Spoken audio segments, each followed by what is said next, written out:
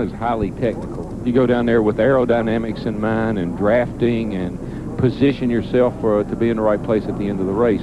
You throw all that away when you get here. This is all handling, all horsepower, and it's just really grassroots racing. It's what makes these guys what they are. It's what they're used to, little half miles and three-quarter miles and then a mile like this. So we're going to see a great race today, a lot different than what we saw last week.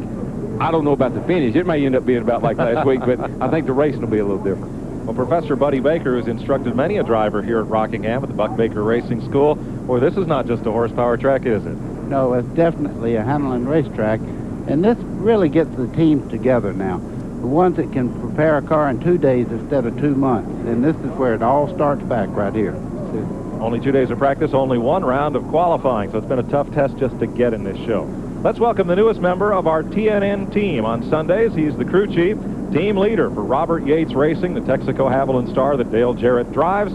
Larry McReynolds, welcome aboard. Hey, thanks, Mike. I'm going to tell you, I am really proud to be part of the TNN family this year, and I'm going to really work hard running up and down pit road, checking in on what teams are doing and the different strategies that they are using. For example, Larry Pearson, who failed to make this race a year ago, starting 18th, had a practice crash yesterday, has had to go to a backup car without any practice at all. It'll be interesting to see how he can get to the front. Thanks, Larry. Glad to have you with us. Let's have a look at the starting lineup for today's Goodwrench 200. Busch champion David Green has his 11th career pole, and Chad Little, first-time winner last week. They share the front row, Chevy and Ford. Derek Cope, who won last year at New Hampshire, and David Bonnet, who started on the outside row here last year. Row number 3, Mark Martin, a 5-time Busch Series winner here, and Morgan Shepherd won this race back-to-back, 86 and 87. Hermie Sadler ran third here a year ago, and Jeff Green is Dale Earnhardt's new driver. They're in row 4. Elton Sawyer, his second straight top 10 qualifying effort, and Mike McLaughlin, his third start here. Row 6, Tracy Leslie looking for his first win in 2 seasons, and Mike Wallace, 3-time Busch winner last year. Jason Keller was 8th here 2 years ago. Johnny Benson Jr., the Rookie of the Year. Curtis Markham off the Busch North Series, and Bobby Dotter. Row number 9, Doug Heverin in the Mike Laughlin car, and 2-time Busch champ Larry Pearson. Row number 10, Dirk Stevens back from Daytona, and Jeremy Mayfield, Winston Cup sophomore, makes his first start in the Busch Series. Phil Parsons, second year in '89, and Stevie Reeves in what was Harry Gant's ride. Stanton Barrett, 22-year-old Californian, makes his third Rockingham start, and defending race champion Terry Labonte. Dale Williams, 56-year-old Busch rookie from California, and Rodney Combs. Then it's Joe Bessie and Tim Fedewa in the 14th row. Row 15, Dennis Setzer and Kevin LePage. Row 16 is Bobby Hillen and Jim Bound. Row 17, John Tanner from the Open Wheel IMSA Saab Series, and Shauna Robinson. Row 18, former National Modified champ Jeff Fuller, now a Busch rookie, and Kevin Simmons, 39 years old, makes his Busch Series debut today. Jerry Foyt, that's AJ's son, making his maiden voyage at the Rock, and Patty Moise. Robbie Reiser and L.W. Miller, 21-year-old from Pennsylvania. Tommy Houston and Kirk Shelmerdine take the provisional positions. Here are the drivers who did not qualify for today's 200 at Rockingham. AutoZone preps you for the race with these race facts. 42 cars will start over the 197-lap distance. Mark Martin holds the race record. Pace car speed 50 miles an hour, 45 miles an hour down pit road. Let's show you who we'll be riding along with today. Bobby Hillen Jr. in the Beanaloo Lance Snacks number 20. I'll give you these pictures from inside his car and from the passenger dog cam, or doggy out the window cam as we call it, out there on the window sill of the right side of the car. And we'll also be riding with Mark Martin, trying to put the Winn-Dixie Ford all the way to the front of the checkout counter, looking over Mark's shoulder. And again, from the right side passenger window, looking over there at Jeff Green. And also we'll have this view out the back of Mark's car.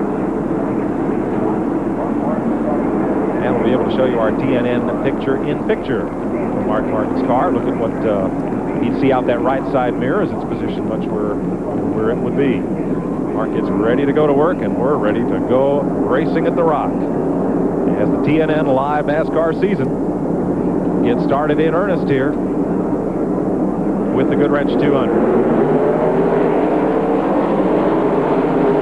We're under green, and it's Chad Little, not David Green, leading the charge into turn 1. Chad Little with a car length breakaway. I don't know if the fans at home can tell it or not, but these cars this year make a totally new sound. They got the V8 engine in them versus the 6-cylinder from last year. Boy, I've got a car smoking in the middle of 3 and 4 there. Out of 4, back to the stripe, and complete lap 1. A little bit of smoke off car number 35. I tell you, Chad Little jumped out to a pretty commanding lead there all of a sudden. That's Doug Hevron in the 35 car. That's got to be a disappointment this early in the race to be smoking. But I tell you, smoking right now, Chad Little built up almost 11 car length lead in just a couple of laps here. Yeah, and there's some real dicing going on behind him, so he's liable to pull away from these guys here for a while. David Green has broken free of traffic. Up there in the second spot, David Bonnet right behind him. Chad Little's lead, and you can see them all snaking around and looking for position as they head off into turn 3. Yeah, you can look for some 3 abreast down the front straightaway here. These cars are really racing hard, and so we're back in the field here a little bit. That's Jeff Green in the 3 car there. You see Dale Earnhardt in the meantime. And the number 90 car of Mike Wallace started way to the back. Randy Pemberton, what's the story? Well, I'll tell you what the problem is. No one showed up to pick his pit stall when pit stalls were picked here at Rockingham. Unfortunately, when no one showed up, they pushed his car to the backstretch. So, Darrell Waltrip, I'm sure you and Buddy Baker can both attest to the fact that it is very difficult to win a race here at Rockingham when you have to pick on the backstretch, although it can be done, but it's certainly putting Mike Wallace in a hole. Yeah, I wish he hadn't mentioned that, because that's where I'm going to be tomorrow. And if the thing stays up under green, it's not too bad. But up under caution, every time you get a caution, you go over the back, you're going to come out behind a lot of cars that you already passed. So it does add a degree of difficulty to trying to win a race. Things have settled down a bit single file until you get back to about 8th place. Go side by side, and there is that battle. Elton Sawyer and Morgan Shepherd, number 21. Sawyer's Ford Credit Ford. And Morgan has spent the entire race so far up on the high side, and now he's going to get single file. The 34 car there, that's a new look, a new sponsor this year for Mike McLaughlin. He's running very well right now. Right now is kind of a sparring match for these guys. They're out there trying to find out what they need to do on their stops to make these cars handle a little better, because this racetrack changes by the hour. Yeah, and the thing about it is the cars are different. They got 100 pounds in them over last year, 100 pounds heavier than they were last year, and they got the V8 engine in here. So actually getting into competition with these cars, guys are going to go through a big learning curve for a while. That's Jason Keller in the 57, and Johnny Benson in the new Lipton T colors for the Base Motorsports team number 74. Taking over a spot. Trouble in turn 2. One car spinning. Whoa, 2 cars. And everybody else might get through it. Whew, they do. Dale Williams of Sacramento, California, the Leasco, number 56, was the first car to spin at turn 2. And there you see the damage on Stanton Barrett's Wendy Chevrolet. I would say Bobby Hillen probably had some decent shots of that. Barrett also got up into the wall as you saw the damage to the back of his machine. There's Williams spinning. Boy, that's a bad feeling, Darrell, when you look and see all these cars coming at that driver door. You don't want to get hit in the driver's door at all. Oh, no. There's Stanton Barrett. But one thing he did great right there, there's Bobby Hillen going by on the outside with the brakes locked. Locked it up and held it there. We're under caution for the first time today at the Rock. 9 laps are complete in the Goodwrench 200. We'll be right back. I bought my car new in 1970. I drove a hockey team a 190-mile round trip 3 times a week. Haviland Formula 3 from Texaco. I took good care of it. And when I reached 300,000, I thought, I've got to be a pretty good car. No other leading motor oil offers more complete protection to help your car run better, last longer. At 600,000, I thought, maybe it could be the Haviland. Haviland Formula 3. Why add just any motor oil? Add more life to your car. The other day I get in my car, won't start. No small problem, right? Well, I figure it's the battery, so I go down to the AutoZone and I tell them what I need. The guy says to me, let's check your old one first. It might not be the problem. Turns out he was right. All I needed was a new battery cable. Talk about saving money. Now you tell me, would another parts store done that? They made sure I got exactly what I needed. Now I'll remember that. Believe me, I will.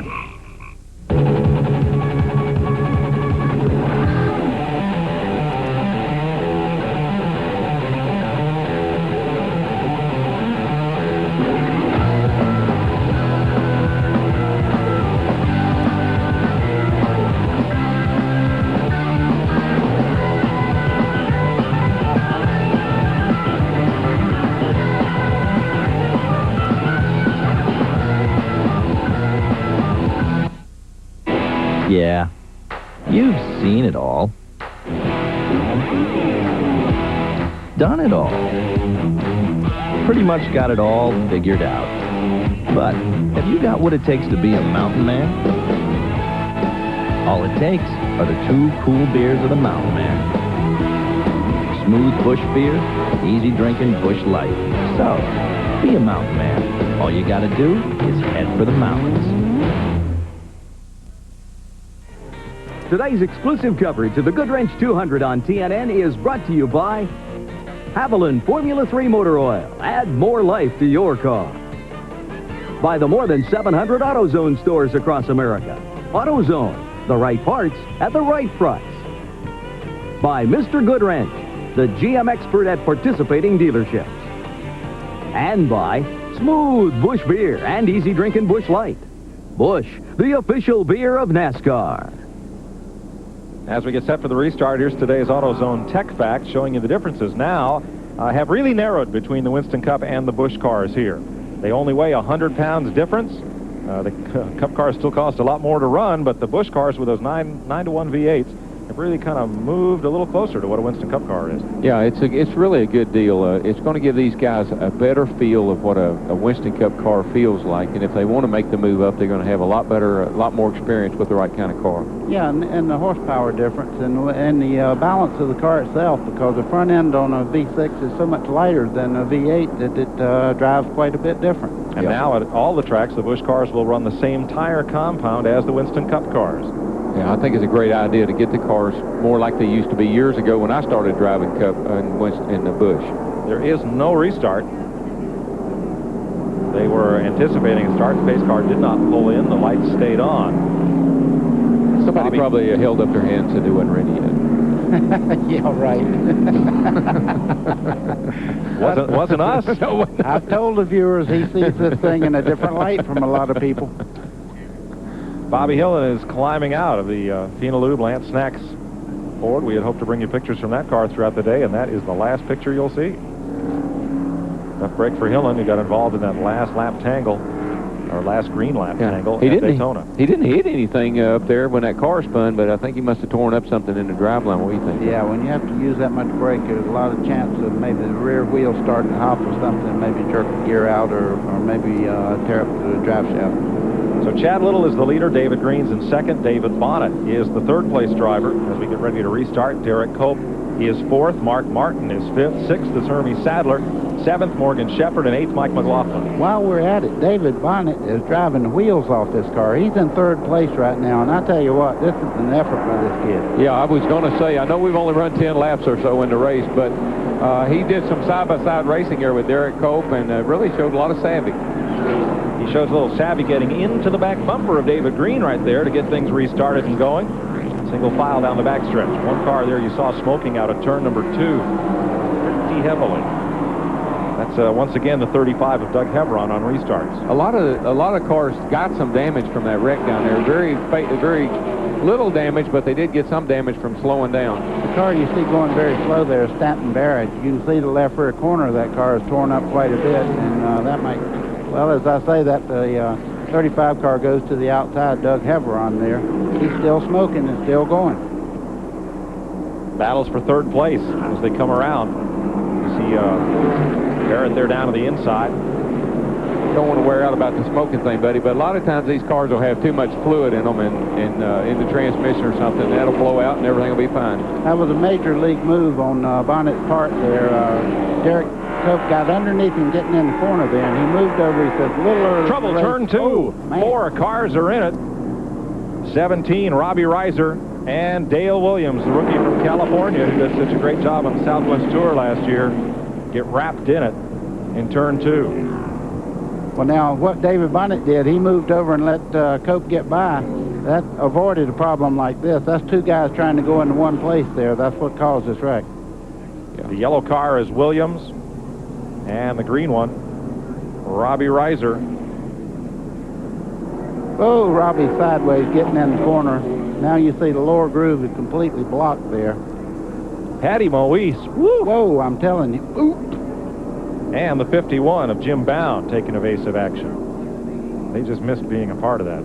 Mike, it's very hard to miss somebody on this racetrack. The good groove is right around the bottom, and when you have to go up like that and the car comes up in front of you, there's very little chance of you turning back to the bottom. Well, they'll try to get Dale Williams back into this race. We've now completed 17 laps, and we're under the second caution of the day at the unyielding Rock. Same amount of chicken this week? No, triple it. Oh, something going on? Make sure we have lots of ranch dressing with bacon. And how much Monterey Jack? How much you got? Now you're talking. It's back. Wendy's Monterey Ranch Chicken Sandwich. A whole breast filet, Monterey Jack, and creamy ranch with bacon. It's the sandwich everybody loves. Dave, you think we have enough? You're right. Order more. Wendy's Monterey Ranch Chicken Sandwich. Come and get it.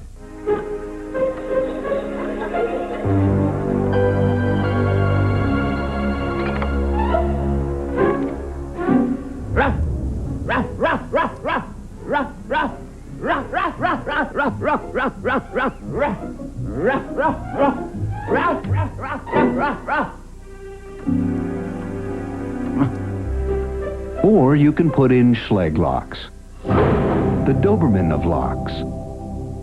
And batting third, Babe Ruth. He was the most powerful hitter of all time. Was it that perfectly honed piece of hickory that led to all those home runs? Or was it something else? Was it the chewy caramel, the nougat, and the crunchy roasted peanut-packed power of a Baby Ruth? Maybe. And here's the pitch, and there it goes! Oh, my, how does he do it? Maybe. Baby Ruth from Nestle. This baby gets you going. No matter what you drive, Pep Boys motor oil meets or exceeds virtually all manufacturer's specifications. Now only 79 cents a quart, just $9.48 a case. That's right, 79 cents a quart, $9.48 a case, only at Pep Boys. Peerless Faucet didn't come up with the idea for a spout long and high enough to reach over and into large objects. We merely adapted it for the kitchen. High-rise faucet designs by Peerless. Get more out of your faucet than just water. Welcome back to Rockingham. As we complete 20 laps, Hermie Sadler made a pit stop, giving up his 7th place position as you watch from the steel aerial platform. Up and over the North Carolina Motor Speedway. Nice crowd on hand today for this Saturday race. We had a near miss here. We'll see it in a second. Here's the crash first, buddy. Yeah, this is the hit here. You can see Reiser getting sideways there. Look at Patty Mulwee. You talk about evasive. Yeah. Watch her go to the bottom and right by. They might have made a little contact. Hard to tell just at the start of that. I think she played that real cool. But look at this next shot. There's the aftermath. Yeah. And everybody is okay. Yeah, this doesn't have anything to do with the wreck now. Wow. Whoa. Jeff Green getting into Curtis Markham in the Lysol number 63. Nice save, Curtis. Well, that makes me feel better, buddy. Why is that? I always thought it was Dale that did that. It's that car that does that. Bad car. Right. No biscuit.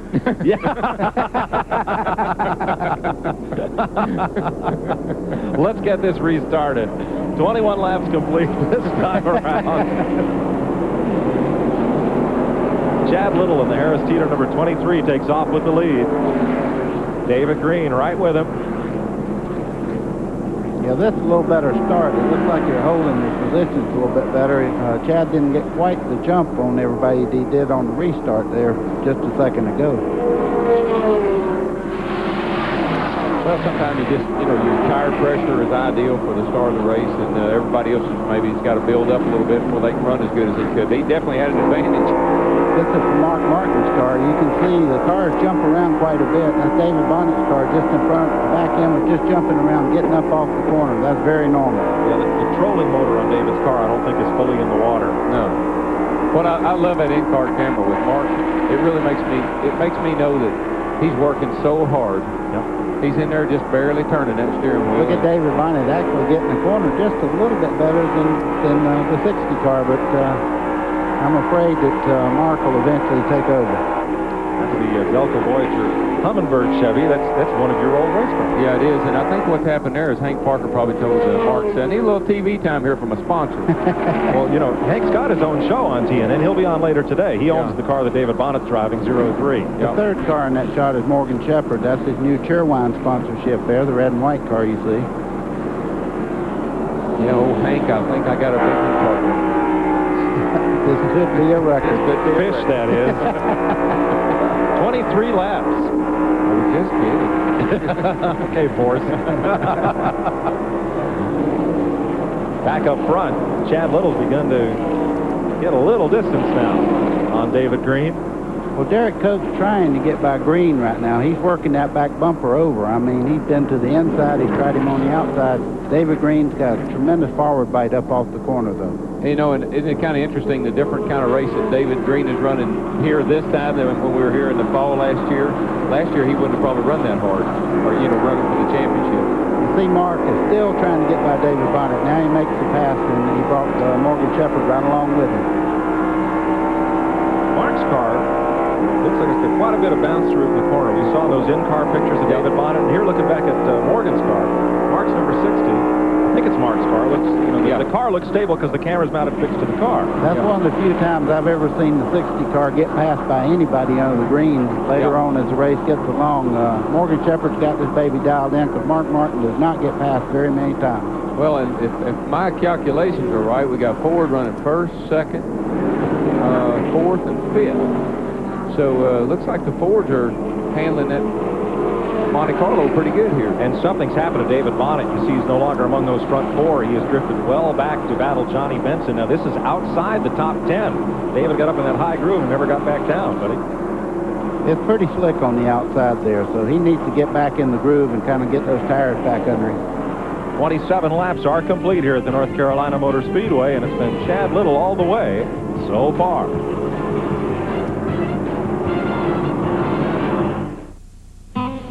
You know, working at AutoZone is more than just looking up parts or ringing up sales. Most of all is listening. Because my customers know more about their cars than I'll ever know. They know every rattle by heart. I mean, that car is their baby. So when they got a problem they're going to fix themselves, I'm going to do my best to help them get whatever they need, no matter what it takes. Because people like that, they don't deserve anything less than the best I can give them. Chances are it will outlast your car, and your furnace, and your roof. There's no telling what your Moen faucet might outlast. Moen. Buy it for looks. Buy it for life. Shake it, no dandruff. You've got Selsun Power. Brush it, no flakes. You've got Selsun Power with Selsun Blue. Doctors recommend it #1 over all leading brands. Dandruff problem? No way. You've got Selsun Power. Chad Little's led all the way so far over David Green, who's now relinquished the second spot to Derek Cope. Herbie Sadler's gone behind the wall. Bobby Hillen is already there. Dale Williams with crash damage, and Robbie Reiser as this race begins to unfold. I was told by some of these guys that the tires really were giving up quite a bit after 30, 40 laps, and the wear was pretty critical. At about 70 laps, tires were worn out, so it'll be interesting to see how they go today. You know, we were talking just a second ago that Morgan Shepherd had passed the 60 car, Mark Martin. Well, it's in reverse now. Mark Martin's almost 8 or 9 car lengths out in front of, as you see they pass here. Mark Martin's really on the move right now. That car continually gets stronger as you get under green. And the difficulty with David Bonnet's car, he has a right rear tire going flat, Glenn informed us during the break. Here's Randy. Well, Bobby Hillen has climbed from his Fina Ford, and we're staying in the infield. The car looks clean. You followed that wreck through, but you're back here in the garage. What happened? Yeah, Randy, it was just a coincidence. As we were going down the front straightaway before that accident, I noticed we were losing oil pressure. I don't know if we ran over something and knocked the belts off or what, but then I was getting ready to shut off, then they had that accident, so I just kicked it in neutral and avoided that accident, rolled down pit road, and they couldn't even turn the motor over, so it's seized up, and that means we're done for the day, and I hate it for Fina and for Lance. We've got great sponsors, and we've got a great race team. The guys are working very, very hard, and we're just behind right now, but we're going to catch up, and we're going to win some races this year. Good luck next race. Okay. Glenn Jarrett? Well, another guy that has pulled his car behind the wall awfully early is Bobby Dotter in the High Tool Chevrolet. Bobby, what happened to the car? Well, the car was handling real good. It's our best qualifying ever here, and all of a sudden it just started getting slower and slower, and we lost them one motor during practice here, and it appears as though we may have broken another one. You're going to try to fix it and get it back in if you can. We're going to see if it's just a rocker arm or something, because, like I said, the High Tools car was running real well, and we're looking for good things. Well, he doesn't sound too positive about getting back in, guys. Thanks, Glenn. Also, Hermie Sadler's car is behind the wall. The DeWalt Tools Monte Carlo has the hood up. 35 laps have been completed. Chad Little has led them all. He's now put a lap on Larry Pearson and puts a lap on rookie Jerry Foyt. A couple of things, Mike. When Hillen was shut off down there, engine off, and that wreck happened in front of him, he had no power steering. So he did an excellent job of jerking that car past that wreck right there at the last second. The other thing is David Bonnet, I think, probably is a little lack of experience there. If the car had a tire going down, it would be flat by now. He's probably gotten real bad loose, and it just feels like he's got a tire going down, which is what's happening to a lot of these cars, I believe. Could well be. Here's Tracy Leslie in 72, the Detroit Gasket car, battling Mike Wallace and Terry Labonte. This battle is for 10th position. My old buddy Terry, he had engine trouble in practice, and he had to change engines, and he's slipping right on up through the field, and I bet you before the day's over, we say, where did he come from? Darrell, there's 18 Luminas in this race, only 6 Monte Carlos. Is the Monte Carlo sheet metal hard to come by for these teams, or did they just have their cars for here already built? I think that's the big thing. Everybody's just fighting the time factor, and they didn't have time to build Monte Carlos. And there's still some conjecture in this series about which one's the best. So I'm sure they'll switch to Monte Carlos eventually, but right now they're just using what they got. Let's have a look at our first Napa field standing update. Napa, we keep America running. Here's how they're running. See Chad Little coming up on Patty Moise, the Dial Purex car. Looking on the bottom, looking. Have a little patience. That car is running too fast to stick it in the trunk of somebody's car. That car is a rocket ship right now. And you know, we saw at Daytona, buddy, the Fords really seem to accelerate well off the corners, and that's what you need here, and that's what Chad's car is doing right now. It's getting up off the corner. He has a 2.4-second lead over Derek Cope, Mark Martin, David Green, and Morgan Shepherd. You know, you're talking about the car this and the car that. He's probably had this good a car, but that old thing, momentum. When you win Daytona and come here, you have a little momentum going with you, too. Yeah, I was impressed with him at the end of the year because he really ran well most all the latter part of the year. And he's picked up right where he left off. Chad Little has led every one of the 41 laps so far. We'll be back with you live on TNN after this. If you're looking for a reliable place to service your car or truck, I've got great news for you. It's a Pep Boys Automotive Super Center. No matter what you drive, their ASC certified technicians are here when you need them, day or night, even on Sunday. For Raybestos brakes, TRW rack and pinion repair, diagnostic tune-ups, even air conditioning. For dealer quality service at prices you can afford, come to Pep Boys and drive away happy. I don't need some fancy cologne to tell me I'm a man. I use Skin Bracer. It smells great, but it also cools and tones my skin. Confidence is very sexy, don't you think? Original and cooling blue. By Menon. Take a ride on the fast track. TNN Motorsports. The long wait is over. Winston Cup 1995 promises to be the ride of a lifetime. It's a brand new season. Anything can happen. Dale's ready. Rusty's ready. We're ready. Are you? From Rockingham, North Carolina, it's the Goodwrench 500, Sunday, 12 noon, 11 Central. Get your piece of the rock on TNN. On Monday, he said. Dad, can we? Not today, son. On Tuesday, he said. Hello, Dad. Gotta go. On Wednesday. How about this weekend, Dad? I'm sorry, son. I have plans. Oh, you do? Yeah, with you. Come on, Dad. Take the boy to the races. Sunday, February 26th, DeSoto Speedway hosts the Icebreaker 125. Plus, wing sprints, TQ midgets, and pure stocks. The 95 season opener. Gates open at noon at DeSoto Speedway. The Manatee County New Car and Truck Dealers Association presents the 72-hour Super Sale this weekend at the Manatee Civic Center. Car dealers are rolling back their prices. These new and used cars and trucks are available for immediate delivery. See them all in one place this Friday, Saturday, and Sunday. Free admission, enjoy entertainment, continual door prizes daily, plus on-the-spot financing, and save money on a new car or truck. This Friday, Saturday, and Sunday only at the Manatee Civic Center. Don't miss this incredible sale. Today at 5:30 Eastern Time, they'll dance outdoors.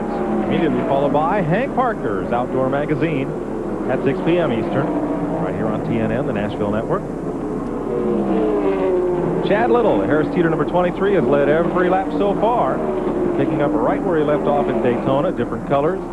different race car, same team, of course. And Little, the point leader. Let's look back and find Mark Martin. There's the second place car, the number 60 Winn-Dixie Ford for Mark Martin. And the Ron Zook Racing number 82, driven by Derek Cope, has picked up a new sponsor this season, Health South. That's the third running car. Here he is. Bit of a gap back as Morgan Shepherd battles side by side to take that spot away. You know, the good thing about this new engine rule, the 9-to-1 V8, it's brought a lot of different engine builders into the Busch Series.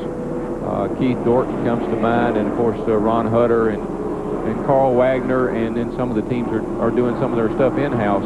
Terry Labonte's doing some stuff in-house, and it's really opened up the door for a lot of engine builders. Here is Larry Pearson with Stanley Tools number 92. Let's check with Larry McReynolds. We've gotten the word from the crew chief from the Stanley 2 car that they're not only are they fighting a car that they didn't get any practice with, that they're having problems with the rear brakes. And even though Rockingham's a speedway, brakes is a real important factor to use here at Rockingham. So, you know, they're going to keep fighting it. Not only are they not getting cautions, but what cautions they've got have been so short that there just hadn't been time to work on the car. Thanks, Larry. Larry Pearson has now gone 2 laps down. Yeah, you can see how easy Chad went right on by. What he probably has, Darrell, is the rear brakes are working too well, and the fronts are not working well enough, and he's got a condition. If he drives in real hard and hits the brake, and turns the car sideways. Yeah, you know, on a track like this, any track a mile or bigger probably, you'd be better off with no rear brakes than you would to have too much rear brakes. So he's just really got his hands full with that thing. He tries to lock the rear wheels up every time he goes in the corner. And he may learn, you know, maybe that's what happened to the car he crashed. Maybe he had a problem there and he didn't know it. I'm seeing one thing. I'm seeing the better handling race cars really dominate right at this point, and that, you know, that's going to play tomorrow because the Winston Cup cars run the same tires as these cars run. So, boy, oh boy, you got a real practice session coming up after the race is over today. Yeah, you know, and that's the thing I keep telling my guys. My car is terminally slow, but it feels like it's ready to race. It feels really good for racing, and I'm kind of excited about that. I wish I wasn't on the other side of the racetrack, but we'll check that out tomorrow. Right now, let's go down behind pit wall. Here's Glenn. The engine you're looking at belongs to car number 1, Hermie Sadler. Hermie's got a problem. He just has crawled out of the car. Hermie, what happened? I made a mistake on the second restart. I went from second to third and missed a gear and evidently broke a valve spring or something. And tried to stay there to get some points, and it just kept on getting slower and slower. So it's terminal now, and we can't get back. I hate for these guys on this DeWalt Chevrolet crew. It's the best car I've had in my life, and it's a shame, but we'll go back to Richmond and try it again. Hey, Hermie Sadler not off to a good start this year in chasing that championship. See, when you own your own car, which Hermie does this year, you can admit you made a mistake because the car owner's not going to be standing there shaking his finger at you. Look at this. Terry Labonte in the MW Windows number 14 is coming on for 6th place, just passing Johnny Benson. Boy, oh boy, they call him the Iceman. You can see this race car is really hooked up. He goes in the corner, you never see the car bobble, and he is very, very good getting back on the throttle, not to break the rear wheel loose coming up out of the corner. You know what's really neat about Terry, I think? I mean, he's a guy that was in obscurity for the most part. We talked about him, or, you know, we thought about him not very often in races. Last year he came on. Just as we said that, he just took a chunk out of the 9 car going down the front straightaway there. Well, the horn's working good on his car. Now he's coming right up on Derek Cope. This battle will be for 5th place. And then the thing is he got in the truck race out at Phoenix, and he runs 2nd. And I mean, the guy, it just shows you what kind of talent he has and how much momentum means. There is a good classic example of a car that's hooked up. Cope could not even block him going in the corner. He just drove right up under him and away. Let's check with Larry. I talked to Steve Mill, crew chief for the Mark Martin team, and they feel like they're in good shape against Chad Little. A car they're really concerned about right now is Terry Labonte, because they said he's certainly coming up through the field and coming fast. Labonte is flying. Recall that he qualified, or was a second-day qualifier, and started this race 24th. There's Labonte's number 14. Moving on up. Darrell, he likes it just like we do, hot and slick. You see him pick it up. When the racetrack gets slick like that, he starts picking the pace up. Well, this is not the same racetrack that we raced on last year.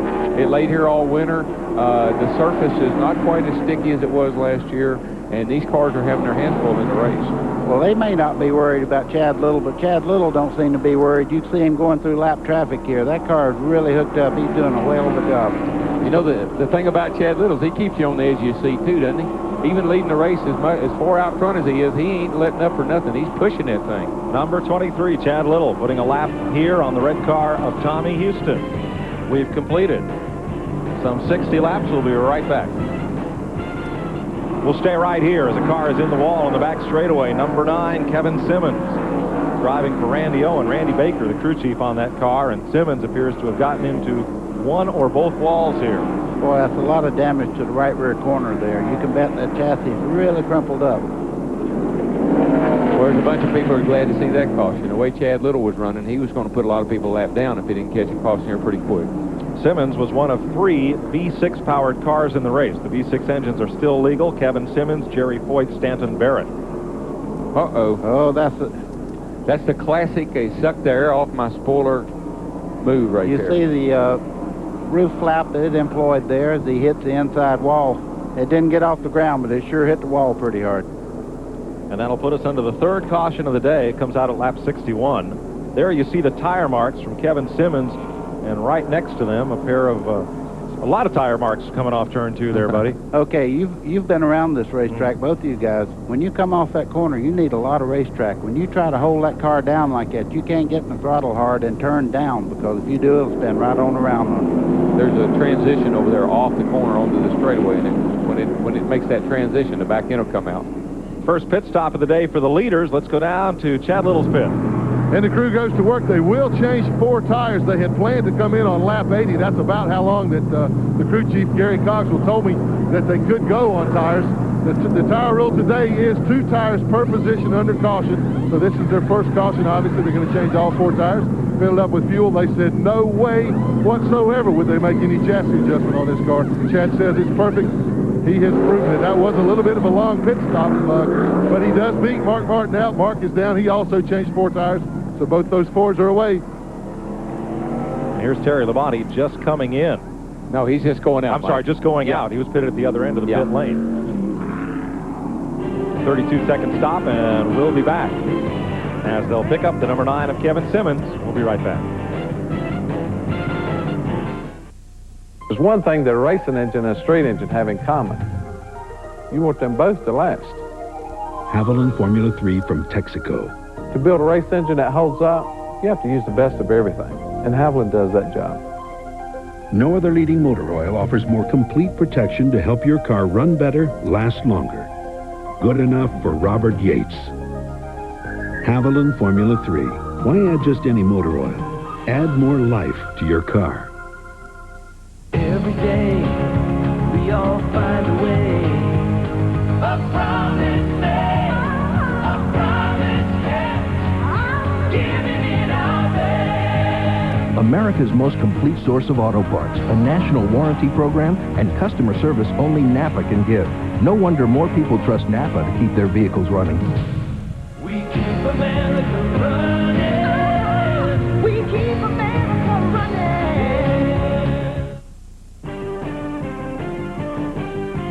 Coverage of the Goodwrench 200 on TNN is brought to you by Napa. We keep America running.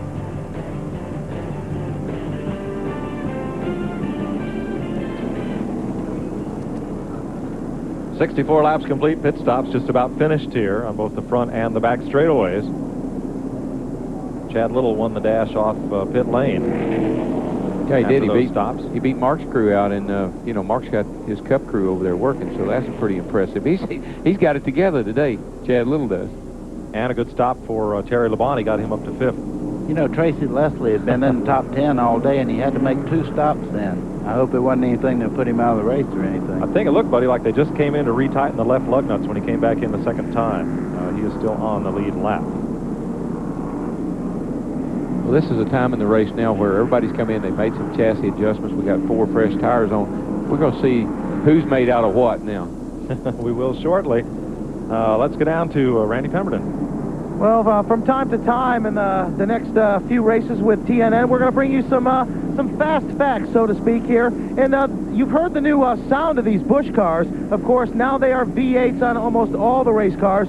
Now you wonder, you've heard the terms 9.5 to 1 or 9 to 1 compression ratio. This is a new device NASCAR has come up with to check the compression ratio. They find out the cubic inch displacement on the car, and then they come over here, and what they would do is stick this air hose in the spark plug cylinder area, and then they would pump some air in it. And what they would find is they'll move the piston up and down to determine exactly what the compression ratio is in the engine. And basically it's got a little whistler sound to it, and that's why they call it the whistler. Just a new technological thing that NASCAR has come up with to keep everybody honest, and that's how they determine the new compression ratio in the Busch cars. Darrell, maybe you guys can expand on that just a little bit. Well, of course, when you're limiting compression down to 9.5, actually, if you could fudge just a little bit, it'd make a tremendous difference. Innovation in Motion, sponsored by Peerless Faucet. Get more out of your faucet than just water. We'll stay under caution here for another lap or two, so let's take this break from the North Carolina Motor Speedway. We'll be right back with you live on TNN.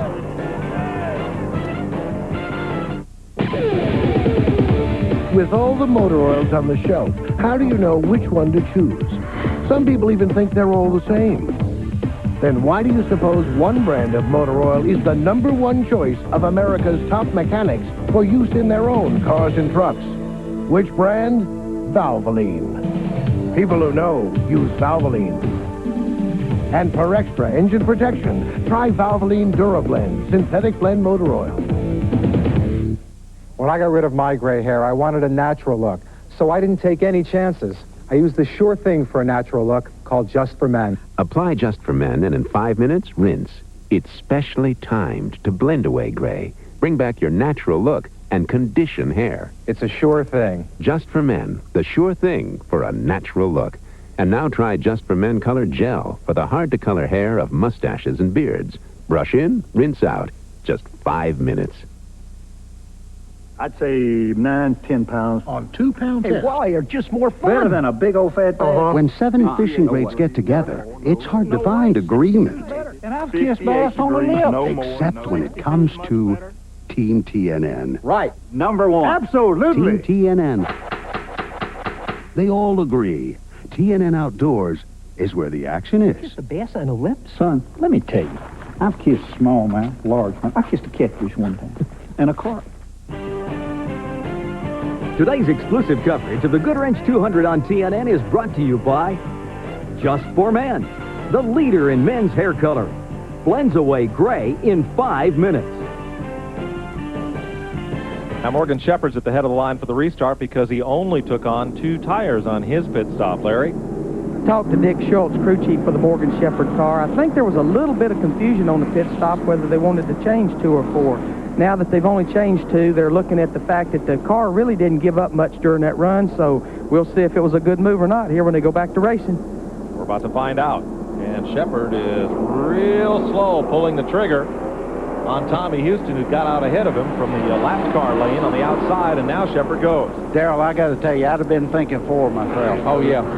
Yeah, his problem now is if it goes green for a while and he has to stop, he's going to have to take 4 tires up under green, and that's going to be a killer. Into turn 3, Shepherd with the lead. Little right behind him, Mark Martin in 3rd. You know, when I first started racing, buddy, I'd give anything to lead the race, and probably wouldn't even took no tires. I could just be up front one time, especially on television.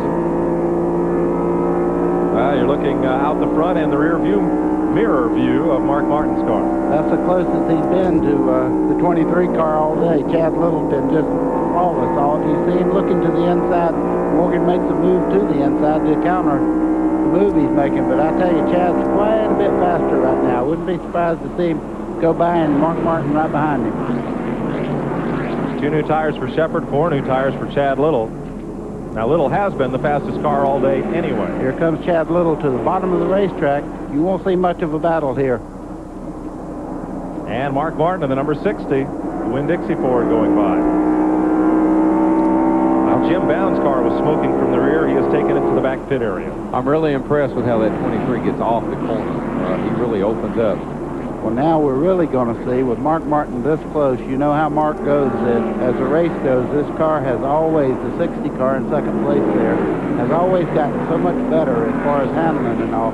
You see Chad taking a little wider line than Mark Martin. That means this car is not sticking quite as well. But that car is a rocket ship down the straightaway.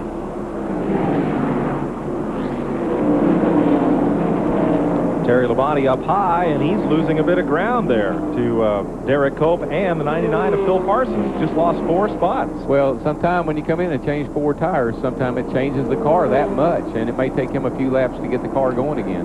Because after a while, that's when he really got fast. Somebody's coming pit lane there. Who is it? 59? Yeah, Dennis Setzer making a stop under green. As we watch Terry Labonte. You see Terry dropping back here. One thing you do at Rockingham, we have Dennis Setzer in the pits right now.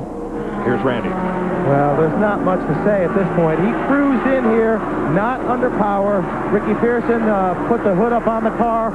Looks like they're looking valve cover. Can't really tell, but the car is smoking a little bit.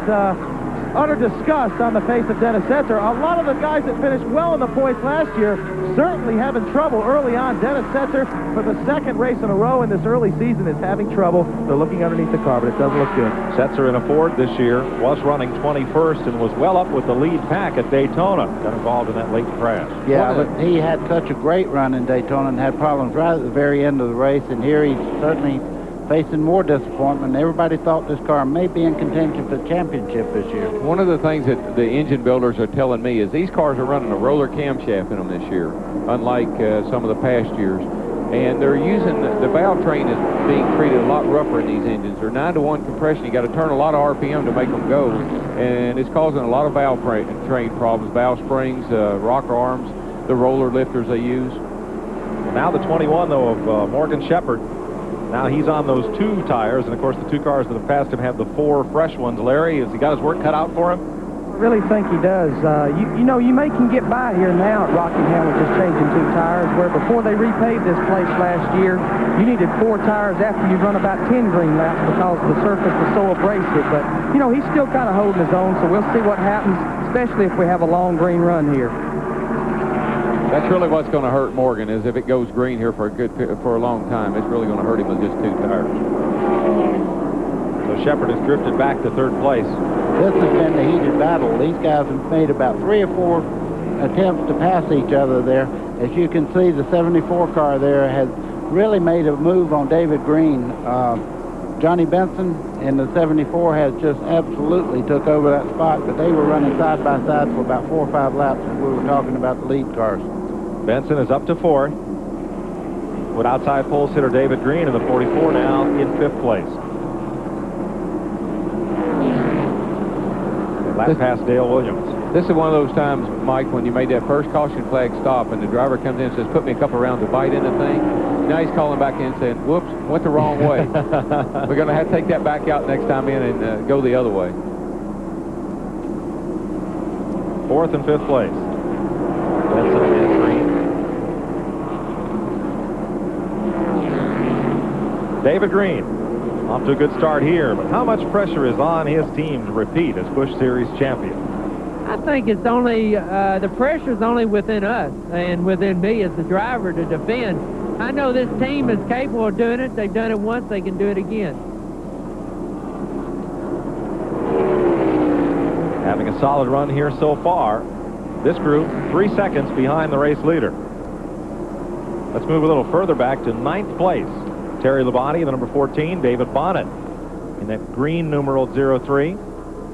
And the number 50 car, that's the Bobby Jones team, Jeremy Mayfield out of Nashville, making his first Busch start in the Union Benefits Ford. Well, I continue to be impressed with David today, Bonnet, because this is as well as he has run this long into any race I've watched him in, and he's keeping his nose clean. He's doing a pretty darn good job. Yeah, when you run with Terry Labonte on Rockingham, you're coming along pretty well. He's actually gaining ground on Labonte. I think Labonte may have a tight condition on his car, though. He's not getting in the corner well. As you see, they're really picking up on him. They've closed 3 or 4 car lengths in the past 2 laps on him. See, Labonte started 24th, worked his way to the front quickly. Well, that car looks good. I can't figure out why he's not going faster unless he maybe had the cylinder get weak or something, because he's dropping back. He's just tight. The car is tight right now, and it bogs it down a little bit, particularly 9-to-1 engine. But he is running down Derek Cope. Yeah, he's running well. He's not running as well as Chad or Mark, but he's still running very well. This group is 9 seconds behind the race leader, Chad Little. Here's how they stand at Rockingham, 84 laps complete.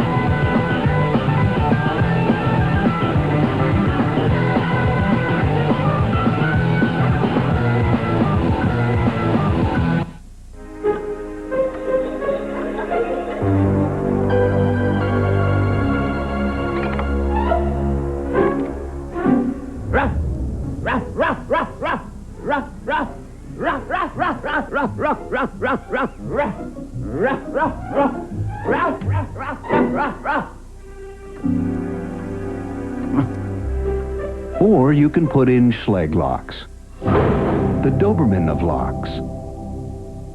Monday, it's a bull riding. He said, I don't call him Daddy, but he takes everything. Bronco busted. If you drink, don't drive, do the watermelon crawl. Darn tootin' of the time. But it's all over now and his show is Monday. From the Astrodome and the world's largest rodeo, Mark Chestnut, Tracy Bird, and Doug Supernaw. The Texas Triple, Monday on TNN, the Nashville Network. Welcome back to Rockingham. Mike Joy with Buddy Baker and Darrell Waltrip. On pit road today, Randy Pemberton, Glenn Jarrett, and the new member of the TNN team, Larry McReynolds, for coverage of the Goodwrench 200. Let's have a look back and find Morgan Shepherd. There's your third place car. Cheerwine number 21, behind Chad Little and Mark Martin. Well, he's doing a lot better than I thought he was going to do, Buddy. He's keeping that gap between he and Mark about the same. So tires don't seem to be hurting. Let's have a look a little further back and find this next crowd that's been battling hard. That's Johnny Benson, the first car you see coming in there, and David Green just behind him in the Slim Jim car. That's 4th and 5th place. And then Phil Parsons is in 6th. Good move up for the 99 car. Phil finished 2nd here in 1989, 2 seconds behind winner Harry Gant. That's Derek Cope there in the 82 car on the outside going in the corner. Said Harry watched the Daytona 500 from his couch. Watched it on the TV. Wish he'd been down there with us. He says he got plenty to do. Yeah, we miss Harry. I particularly miss him in these Saturday races. And, you know, last year doing them, and he always had something very colorful and fun to say. That's Stevie Reeves in that Ed Whitaker car now. Steve Patty Maurice there in the 40 car. I just turned the booth over up here. Buddy just spun out the right-hand monitor in the booth as you watch Jason Keller in the Budget Gourmet, number 57, pull down on Derek Cope. Terry Labonte right there with him, number 14, as they lap past Doug Hebron. Cincinnati Millicron Chevy, number 35. A lot of changes with sponsors, numbers, drivers, things this year on the Busch circuit. We'll try to get you updated as best we can today to how to recognize the drivers you're pulling for. The cars become more and more colorful. I mean, it's a mixture of pinks and reds and yellows and blues, and everybody's kind of got their own deal. Well, you're not exactly conservative yourself. Is it tough, Darrell, the first couple of races for the driver to pull down on a certain car, not realize who's in it or what their style might be because it's changed? Yeah, you're probably a little more cautious, particularly in this race where you don't know hardly anybody if you're a Cup driver. See, Terry Labonte has found a way to make this car run a little bit faster. He's moved his groove up just a little bit. He's giving Derek Cope all he can stand right now. He will not jerk it to the bottom of the racetrack. You watch his line here, he'll let it go up the bank. Well, as I say that, he turns under him, and pass is coming off. I'm always right there. See, what with Derek Cope, you were driving Derek Cope's car, and Terry went up Derek went up the hill, and Terry said, if you're going to go high, I'll just, you're going to block me like that, I'll pass you. Derek was trying to block him, is what he was trying to do. And instead, he opened the door. That's Larry Pearson there going by right now. He's having a tough day of it. That car is not happening. He wrecked his primary car yesterday and had to take a backup. With about 7 minutes to go in the last practice session, Pearson got into the wall. Here's your runaway race leader thus far, Chad Little. The Harris Teeter number 23, last week's winner at Daytona, last year's point standing runner-up. Today's leader. We'll be right back. Dear Midas, my brakes became mushy on a steep mountain road. When they towed my van to the nearest service station, the guy said, "It'll be a few days before we can fix it." Then I had my van towed to Midas. Mike gave me a brake inspection, showed me what was wrong, and fixed it right away. When I returned to the camp where I work and told my story, folks said, "You were smart going to Midas." "Thank you." Cecilia Tygeson.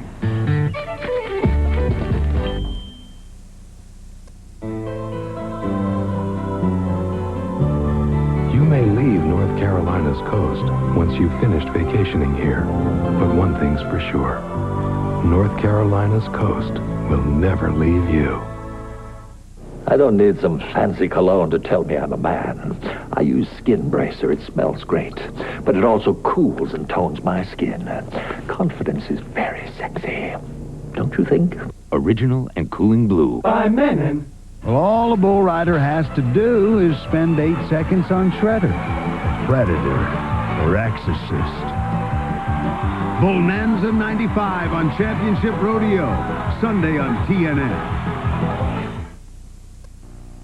On Monday, he said. Dad, can we? Not today, son. On Tuesday, he said. Hello, Dad. Gotta go. On Wednesday. How about this weekend, Dad? I'm sorry, son. I have plans. Oh, you do? Yeah, with you. Come on, Dad. Take the boy to the races. Sunday, February 26th. DeSoto Speedway hosts the Icebreaker 125. Plus, Wings Friends, TQ Midgets, and Pure Stock. The 75 season opener. Gates open at noon at DeSoto Speedway.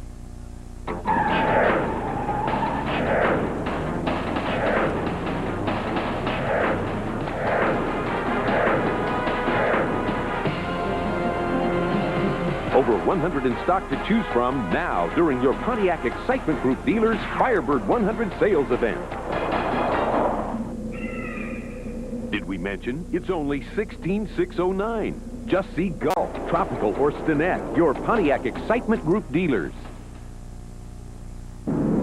Fourth caution of the day is out. It happened at lap 101 as Kevin LePage and Mike McLaughlin just gently got together going into turn number 1 and spun. Only some of the cars in the lead lap are stopping. Here's Larry. As predicted, the Morgan Shepherd cars in here taking on 4 tires. Don't see any chassis adjustments going on. They talk like they were still pretty happy with the car, considering they only changed 2 last time, but there was certainly some relief on everybody's face when the caution come out.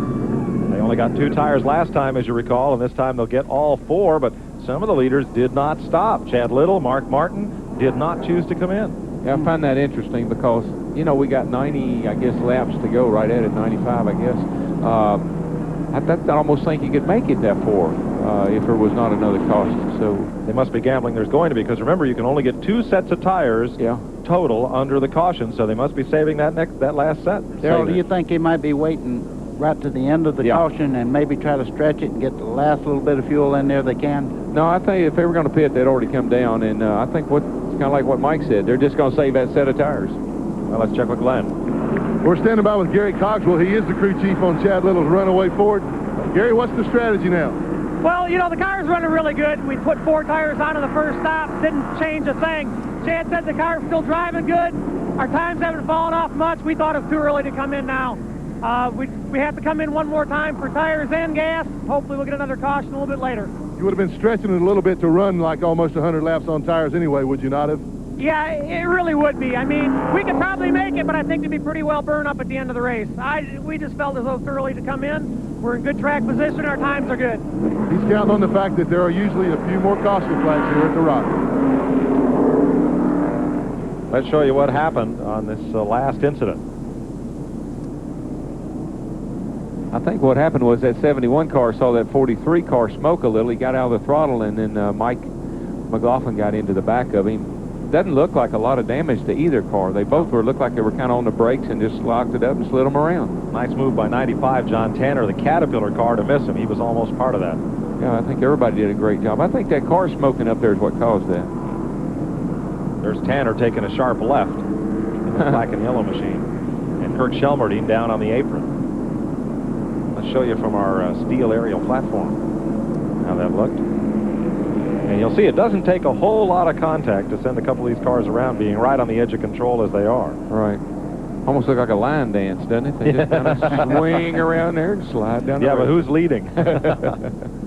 Oh, that's right. Nobody leads in line dance. No, nobody leads in line dance. Jeez. We're under caution here at the Rock. We're just past the halfway point, and we'll be right back.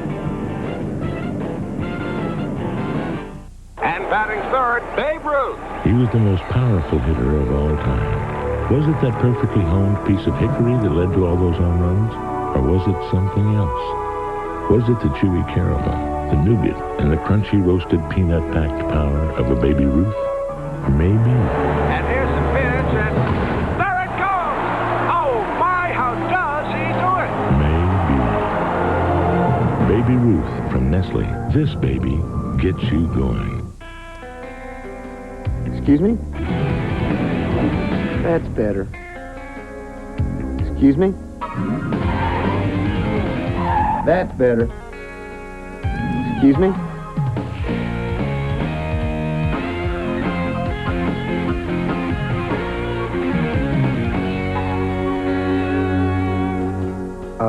Excuse me. There's nothing better than a steak from Winn-Dixie. You know, working at AutoZone is more than just looking up parts or ringing up sales. Most of all is listening. Because my customers know more about their cars than I'll ever know. They know every rattle by heart. I mean, that car is their baby. So when they got a problem they're going to fix themselves, I'm going to do my best to help them get whatever they need, no matter what it takes. Because people like that, they don't deserve anything less than the best I can give them. Today's exclusive coverage of the Goodwrench 200 on TNN is brought to you by the more than 700 AutoZone stores across America. AutoZone, the right parts at the right price. They've just dropped the green flag for the restart. Mark Martin goes right after Chad Little. Whoa, Mark. Oh, he made it. He's down on the inside, side by side. They're coming out turn 2. Well, Little's got track position, but here comes Martin down on the bottom. Well, he's got the preferred groove, but I tell you, both lanes right now, outside and inside, are pretty quick. Yeah, and there's nobody I'd rather be running side by side with than Mark Martin. Clean little racer. And Martin will just barely lead this lap by an inch or so. Johnny Benson at 74 is right there. So is David Green. Ooh, Mark's car. I think what Mark was trying to do then is I can't stay with this guy, so maybe I can aggravate him a little bit here before we get strung out again. Larry McReynolds, why didn't Mark Martin come in and get tires? Well, I talked to a lot of the top teams that had taken 4 tires on earlier and asked them why they elected not to pitch that time. And even though that most of them could go the distance from their own fuel, there's concern that tire wear will not get them to the end of the race. So I would say if you see a caution up there anytime after about lap 30, you're going to see them all hit pit road and get 4 more fresh tires, those that have them left. Yes, remember the tire rule for today is you can only stop twice under caution for a full set of tires. In other words, you have 8 tires, 2 for each corner. Here comes David Green on the inside there, making a move on Johnny Benson Jr. And right behind them, Terry Labonte, one of the best drivers on the slick track that I've ever run against. Other than you, Darrell. Yeah, I was going to say. but modesty underwhelmed you. I was going to bide my time on that one. Plenty of racing left. That's plenty of racing left. And they're back to single file. But you've been pushed around a lot too, haven't you, Baker? Oh, yeah. I've seen you kind of drag along on the wall a few times yourself. Jason Keller makes a pit stop, loses a lap. In the Budget Gourmet number 57. Here's Morgan Shepherd trying to battle up from the back of the pack after getting tires. Ooh, something happened to David Green. He went straight up the racetrack there. He lost 2 or 3 positions. Way off the pace. Yeah, he's got his hand out the window. He's slowing down. Got motor trouble. That right front, look, it's smoking pretty bad out of the right side there.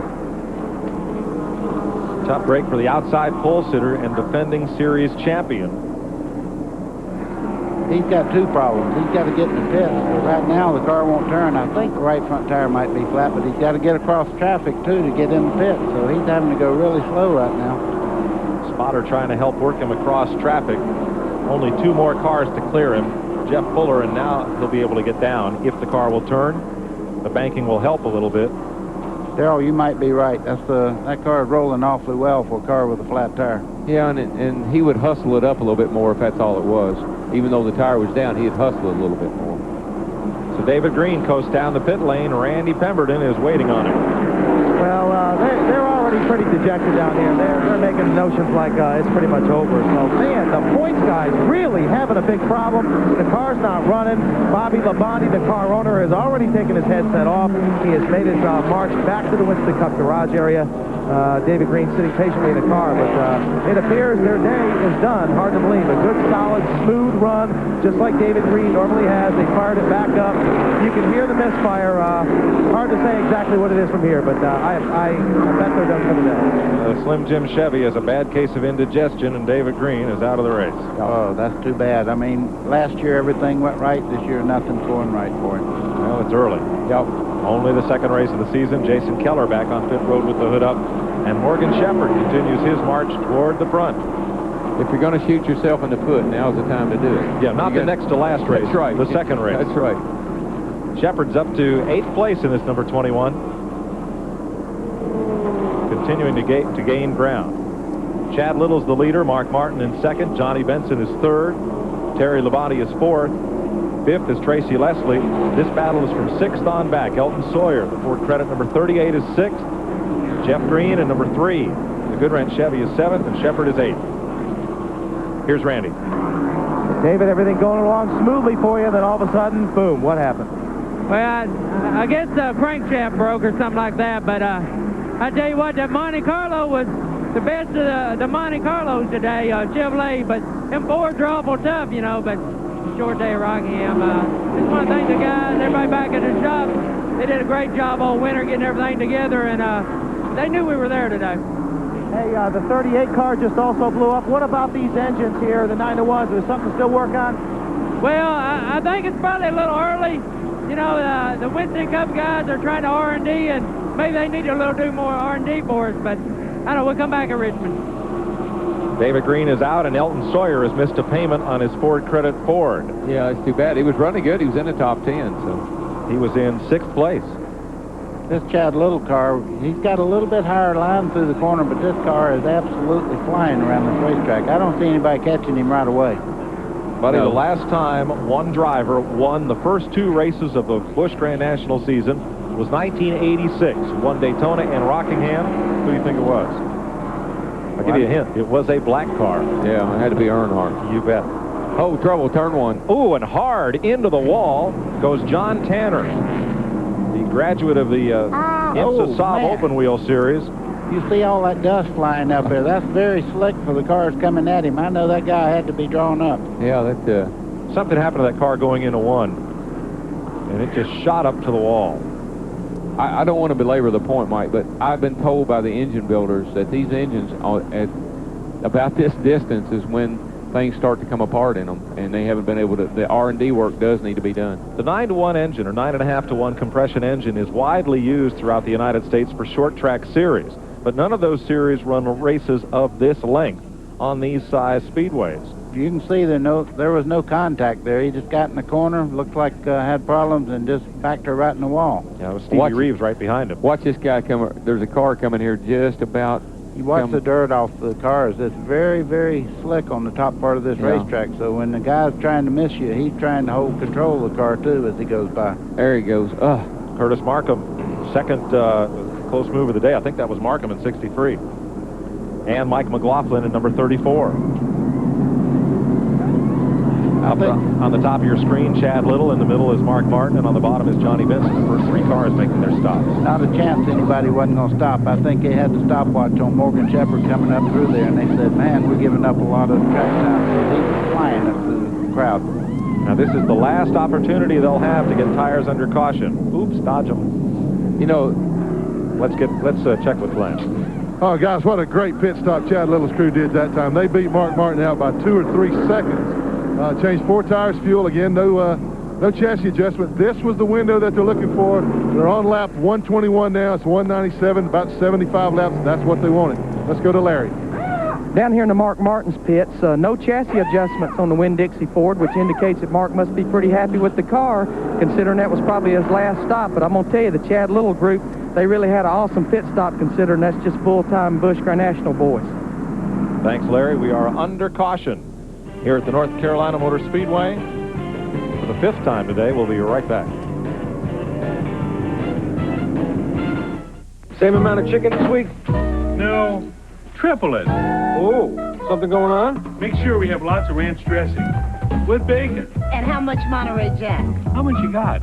Now you're talking. It's back. Wendy's Monterey Ranch Chicken Sandwich. A whole breast filet Monterey Jack and creamy ranch with bacon. It's the sandwich everybody loves. Dave, you think we have enough? You're right. Order more. Wendy's Monterey Ranch Chicken Sandwich. Come and get it. Mario, I haven't seen a change like this since I was knee-high to a June bug. And I was as surprised as you are. Well, I should have seen it coming. Maybe so, but now I think we ought to accept this change, embrace it, be positive about it, because change can be very exciting. You're probably right, Mario. I guess I'll get used to Doritos' new bag. There you go. This year's big change is Doritos. More flavor, new shape, new bag. Too bad about the Cowboys, Ann. They always won when I was governor. No matter what you drive, Pep Boys motor oil meets or exceeds virtually all manufacturer's specifications. Now only 79 cents a quart, just $9.48 a case. That's right, 79 cents a quart, $9.48 a case, only at Pep Boys.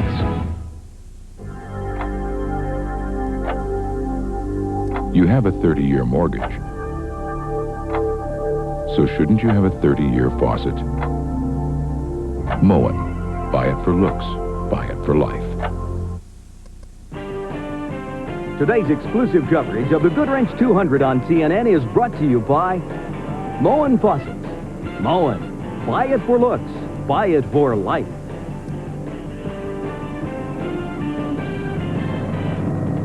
Looks like we're about a lap or so away from the restart tomorrow from the Rock live at noon. We'll show you how TNN prepares for our first Winston Cup telecast of the season and bring you all the action of the Goodwrench 500 live tomorrow, 12 noon Eastern Time. Be sure to join us here on the Nashville Network.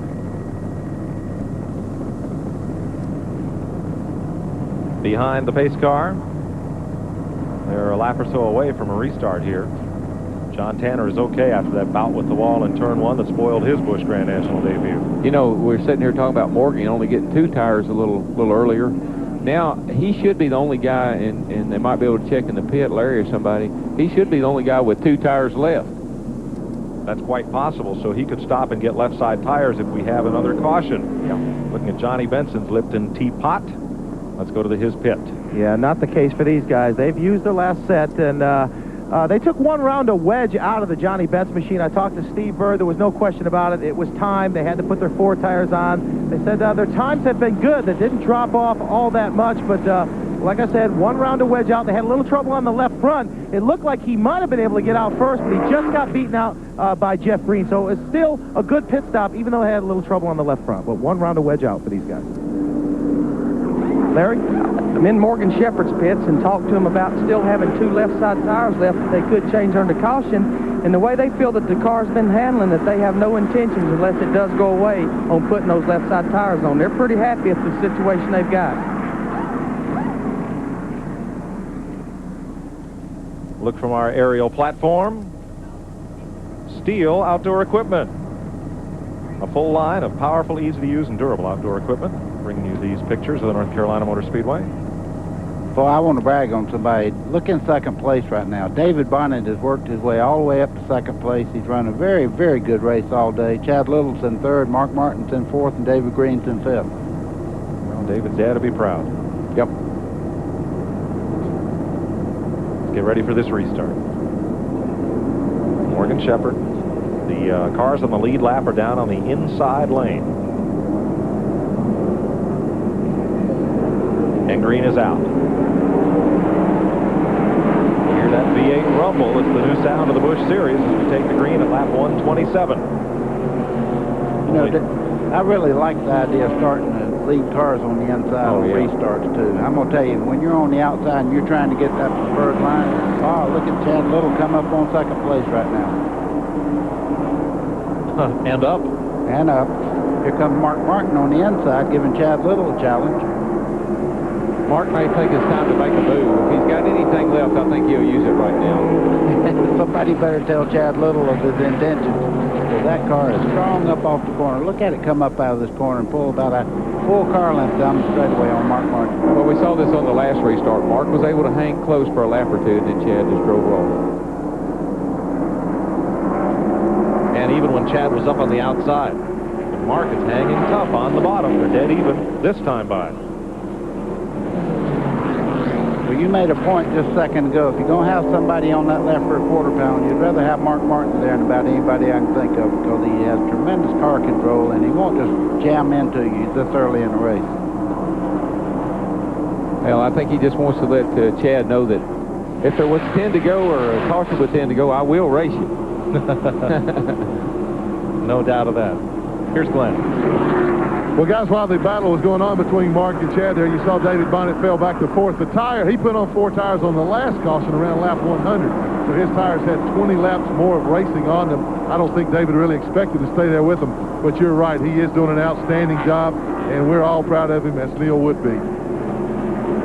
Second-generation driver, driving for Hank Parker in a team that was purchased from Darrell Waltrip. And just behind Bonnet there is Johnny Benson Jr. And Jeff Green is now getting into the fight. He's been on a steady move, and he's moving up toward the front as we speak. His car is getting better as they go.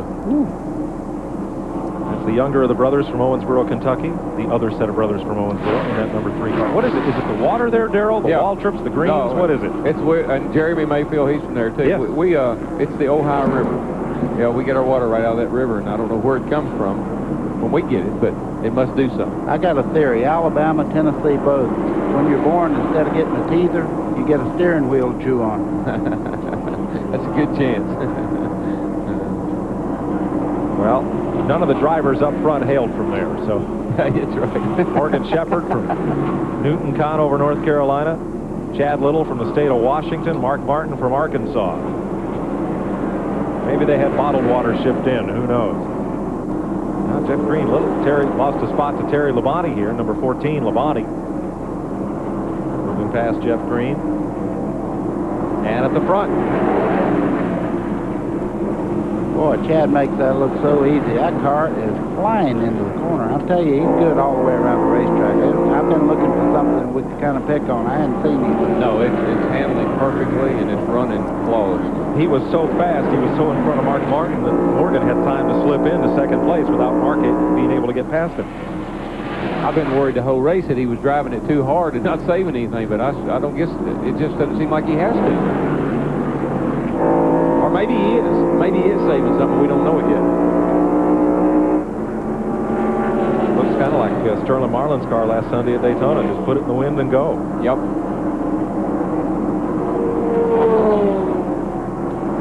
Anything significant, Darrell, about 3 Fords at the front of the field? How about 4 Fords? I don't hear Rusty anywhere, do you? Glenn? It's a quiet day in the Western Cup garage. Yeah. Guys, you're talking about how fast Chad is. I talked with Bobby Leslie. He's the crew chief on Mark Martin's car. He says, hey, the race is for second place, and we don't think we got anything for him. He's a good 2/10 quicker than we are each lap. They feel like they're running for second place. They said that Chad had been that way ever since he unloaded off the trailer. They didn't have anything left for him. Chad Little has been the class of the field much of the day here at Rockingham. 136 laps complete. We'll be right back. You got the winning color. I change the oil every 3,000 miles or so. I've always used Pennzoil. It's a quality product. Now with the revolutionary Penn-Star molecule, Pennzoil clings to moving parts. Works like liquid ball bearings. It's showtime, baby! Play Pennzoil 4 to the Final 4. Win 1 of 4 trips for 2 to the Final 4 in 95 or 96. Over 86,000 other prizes. Get details where you buy Pennzoil. It'll be awesome, baby! You know, working at AutoZone is more than just looking up parts or ringing up sales. Most of all is listening. Because my customers know more about their cars than I'll ever know. They know every rattle by heart. I mean, that car is their baby. So when they got a problem they're going to fix themselves, I'm going to do my best to help them get whatever they need, no matter what it takes. Because people like that, they don't deserve anything less than the best I can give them. Take a ride on the fast track. TNN Motorsports. The long wait is over. Winston Cup 1995 promises to be the ride of a lifetime. It's a brand new season. Anything can happen. Dale's ready. Rusty's ready. We're ready. Are you? From Rockingham, North Carolina, it's the Goodwrench 500, Sunday, 12 noon, 11 Central. Get your piece of the rock on TNN. For more information on Featherlight trailers, call 1-800-800-1230. Featherlight, official trailer of NASCAR. As Chad Little leads immediately following today's live broadcast, NHRA Today brings you exciting up-to-date drag racing action right here on TNN, scheduled for 3:30 Eastern Time, right after today's race. Mark Martin now in the Winn-Dixie number 60, chasing Morgan Shepherd. Yeah, you know, they've had a real good race going here for quite some time now, and Morgan has just, you know, got Mark right where he wants him, along beside of him. Yeah, I was thinking to say, Mark's making a strong bid right down on the inside. I'd say Morgan will just let him go right on by. Remember, Shepherd has worn left side tires, or rather, they got 4, but they still have 2 left side tires to get under caution without penalty. All of these cars got 4 tires last time in.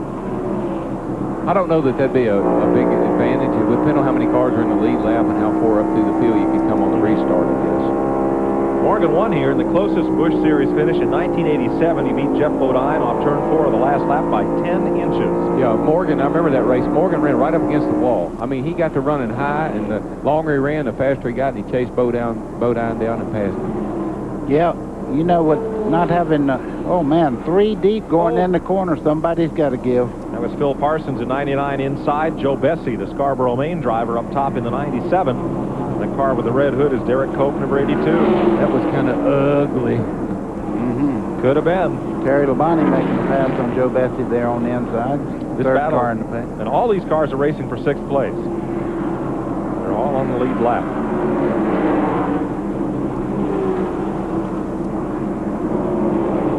They've settled single file for the moment. Tracy Leslie up in there as well, the Detroit gasket car. Let's show you that one again. It kind of took our breath. Yeah, this is one of those situations where all of a sudden you look to your left and you look to your right and you say, uh-oh, wonder who's going to let up. Yeah, that's Joe Bessie up top. Well, right here, you see Phil Parsons in the 99 car getting 3 deep going in the corner. He thought better of it just about here. Yeah. Whoa, wait a minute. Phil says, I remember doing this at Darlington one time, and I didn't make it. I think I'll check up. They go right back at it, though. Well, they're underneath the lap car of Doug Heveron. Pretty good battle there for 6th place.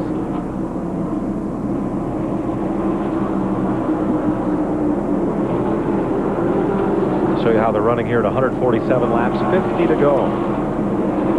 We still got a lot of race left here, folks. Yes. I mean, 50 laps. Good ways to go yet. This pack is 10 seconds behind leader Chad Little. I wish Chad would do a little racing. He's racy, all right, but he's in a class by himself. Well, Terry Labonte says, I know this is televised. I'm going to make this exciting, I think. Let's go back to this next battle. Tracy Leslie in 72, Joe Bessie in 97, and here comes Jeff Green back into it in the number 3 car. This is 9th, 10th, and 11th place.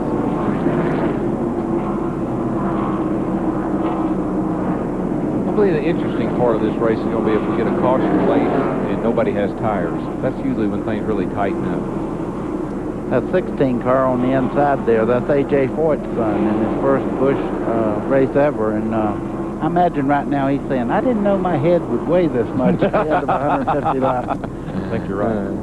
I wonder, Darrell, if we got that caution, if anybody would come down pit road as they took the green for tires, because you don't get penalized taking tires under green. No, yeah, but you'd lose a lap. See, that's the only thing. Even on the restart? Yeah, on a 1 mile racetrack, you just can't get in and out of the pit with a pit road speed and not lose a lap. That's right. See, I think, Mike, there ought not be a pit road speed under green. I agree with you. Because it's just like, I'm not picking on Dale or anything, but when Dale Earnhardt's at the end of pit road down there, and you got a pit road speed, and you come in under green, he's about the only guy that can make it in and out and not lose a lap. Right. Derek Cope up on the high side this time. And Phil Parsons, the Luxair 99. Bill Papke car going past underneath, and here comes Terry Labonte. Yeah, Labonte just got in that preferred line there, and they caught him on the outside, and they go right by. Well, Terry gets a little better as he goes. His car gets better and better. I don't know that he gets that much better, but I think everybody else backs up a little bit. You know, the longer they run under green, it seems the better Labonte gets. Yeah, it does. Well, as far as the man who kind of controls the destiny of this race, it might be Morgan Shepherd, who still has 2 tires to put on that car under caution.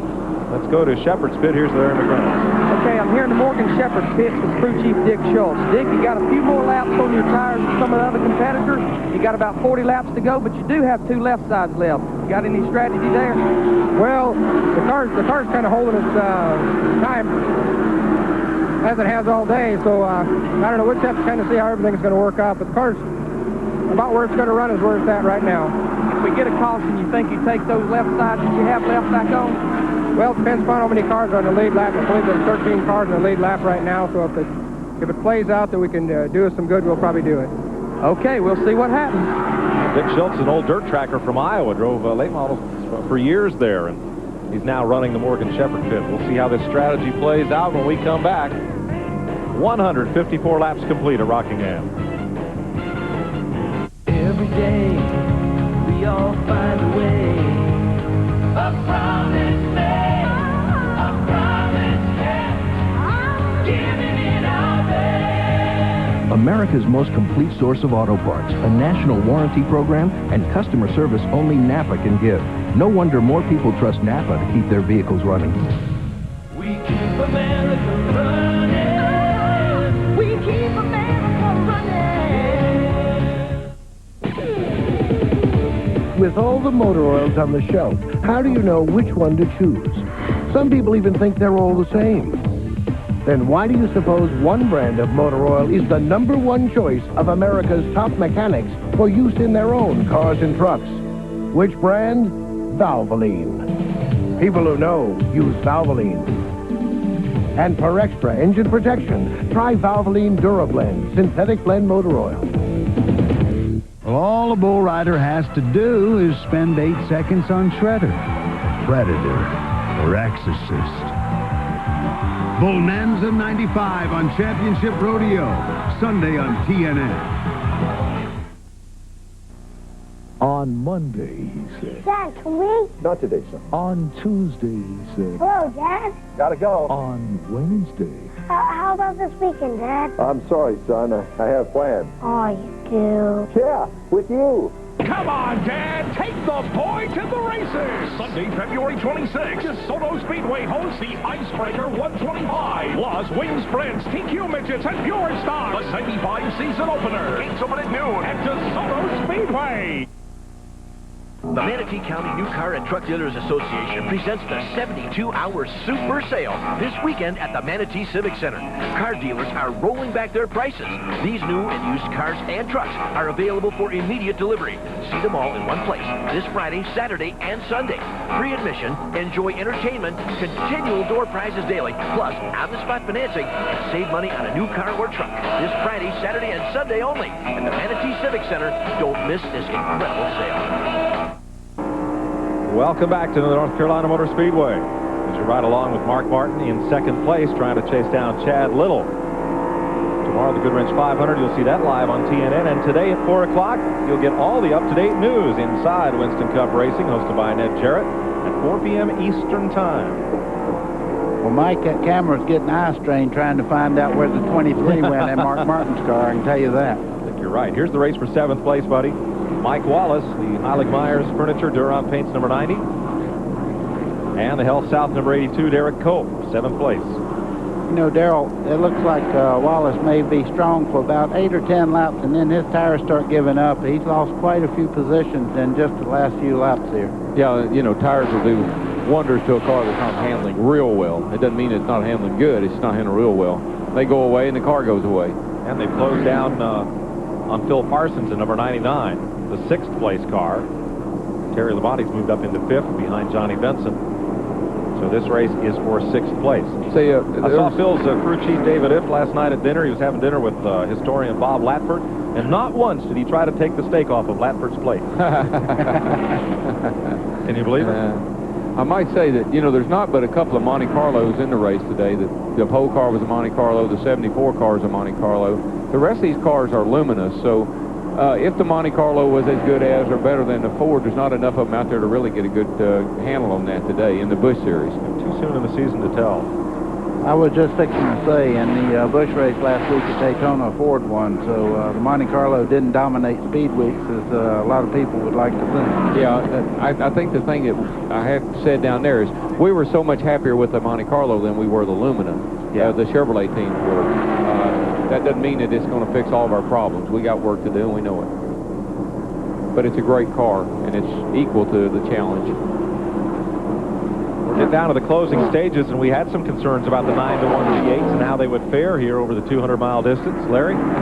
Well, you know, we have had a lot of engine attrition here today with the 9-to-1s, and even though they run Daytona Beach last week with the 9-to-1 engine, this is the first real test for them. At Daytona last week, you know, they would turn the motors 68, 6900. We're here today, I'm sure they're turning them as tight as 82, 83, maybe even 8400. So I think this is the first real test for these 9-to-1s. I think one of the things they found at Daytona was the 9-to-1, the lower compression engine runs a much higher exhaust gas temperature, and several drivers climbed out of their cars complaining of burned feet after the Busch race at Daytona. Yeah, if you were here and you could hear these cars when they go in the corner, a lot of times they'll backfire right out the tailpipe, and that's raw fuel being collected in the pipes and backfire. And then we got David Bonnet all the way up against the wall here. He gets away from it. He has gone a lap down. I think Hank Parker just reeled him in. Oh, he's up there again. Yeah, there's something wrong with the car because he's right up against the wall. I think he may have a cut tire this time. Yeah, I think you're right.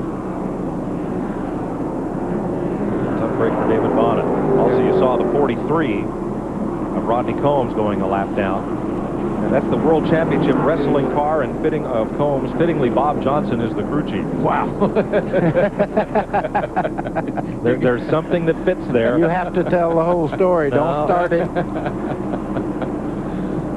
Bob can be a pretty boisterous crew chief team manager. Yes, he can. In his early days, as David Bonnet comes in, he owned a car at Stafford Motor Speedway. Ron Bouchard was the driver, and Bob got thrown out for a couple of weeks. He had to stand outside the fence and tell him what to do on the car. Here's Larry McCrone. Okay, I'm down here in the David Bonnet pits. They're going to the right side, looking at the left side tires. Don't look like there's any intentions on changing the lefts. Two rights with no chassis adjustments.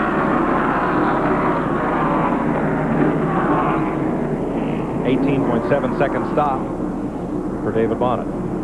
You know, I did some testing down here a couple of weeks ago, and I could not believe the side force you get in the corners here. I'm gonna tell you, a lot of people will get tired in these races this weekend. Yeah, it's the first really test. You know, it's short track racing really at high speed, so it does work on you. Well, let's see how big the smiles are in the leader's pits right now, Glenn.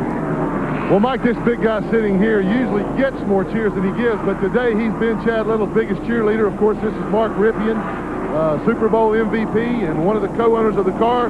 Mark, you guys are off to a really impressive start. Glenn, this is amazing the way the team has put this car together. I don't know if it's a race car or a rocket ship out there. It's really going. I tell you, Harris Teeter's been good to us, and it's nice to see a Ford out there in front. I've seen nothing but smiles so far, but is it tough for you sitting on the sidelines here or tougher in the NFL? Well, it's tough last year in the NFL sitting on the sidelines too. This is great to be out here and get a chance to watch Chad do what he does best. Hopefully this year I get a chance to get out there and do what I do best. Well, we hope that's the case. Mark Ripien, a very, very happy car owner.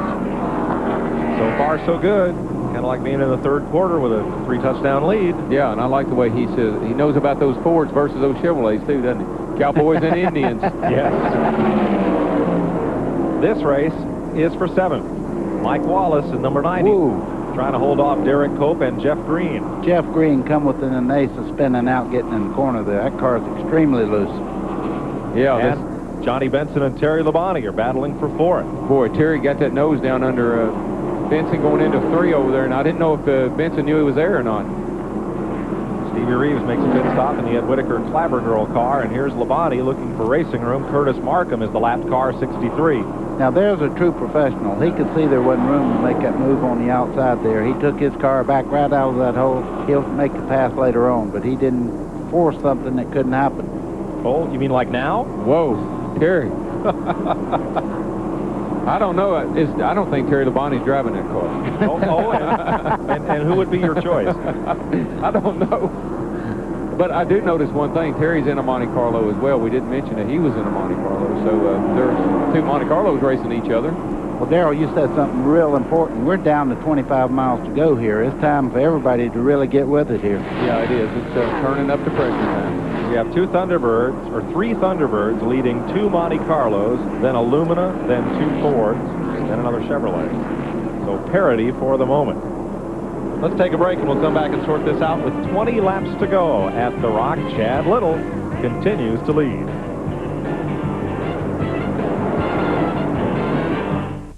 The other day I get in my car, won't start. No small problem, right? Well, I figure it's the battery, so I go down to the AutoZone and I tell him what I need. The guy says to me, let's check your old one first. It might not be the problem. Turns out he was right. All I needed was a new battery cable. Talk about saving money. Now you tell me, would another parts store done that? They made sure I got exactly what I needed. Now I'll remember that. Believe me, I will. I don't need some fancy cologne to tell me I'm a man. I use Skin Bracer. It smells great, but it also cools and tones my skin. Confidence is very sexy, don't you think? Original and cooling blue. By Menon. He's got his sights set on his very first Grammy. Monday on American Skyline, we'll visit with rising young star John Barry. And we'll set sail for one of the oldest lighthouses on the Great Lakes. Set your sights on American Skyline TNN Monday. A look at Chad Little, who leads this race handily with less than 20 laps to go. Now, Chevrolet has won nearly 3 times as many races as Ford since Busch started sponsoring this series in 1982. Most wins by Ford in season 9 2 years ago. Last week at Daytona, the Monte Carlos did anything but dominate. A Ford won and led most of the laps. So Chad Little has been the man today, and here you see him from our Steel Outdoor Power Equipment aerial platform. The Monte Carlo in the Busch series is a little different than the one that not the body itself, but the way they put the templates on the cars a little different in Busch than it is Winston Cup. Plus, you got a 105-inch wheelbase car versus 110. There's 2 of them battling. For 4th place, Terry Labonte finally got past Johnny Benson. Labonte, number 14. I want to tell you something. Chad Little, I don't know. He's driving like he's going to a fire. He's just in a hurry. He has not lit up on that car all day long. It's been amazing. We've watched him go through places that, if you're making up time, you do things like that. But if you're leading with the ease that he is today, he's really driving that car very, very hard for a dominant car. Me and Buddy wore each other out, poking each other. Yeah. Every time he does it. Watch him in this lap traffic, because he does not ease the car. He doesn't wait on anybody. No. He just zoom, away he goes. Cut and go. That's it. There he is. Inside, outside, doesn't matter. He is flying.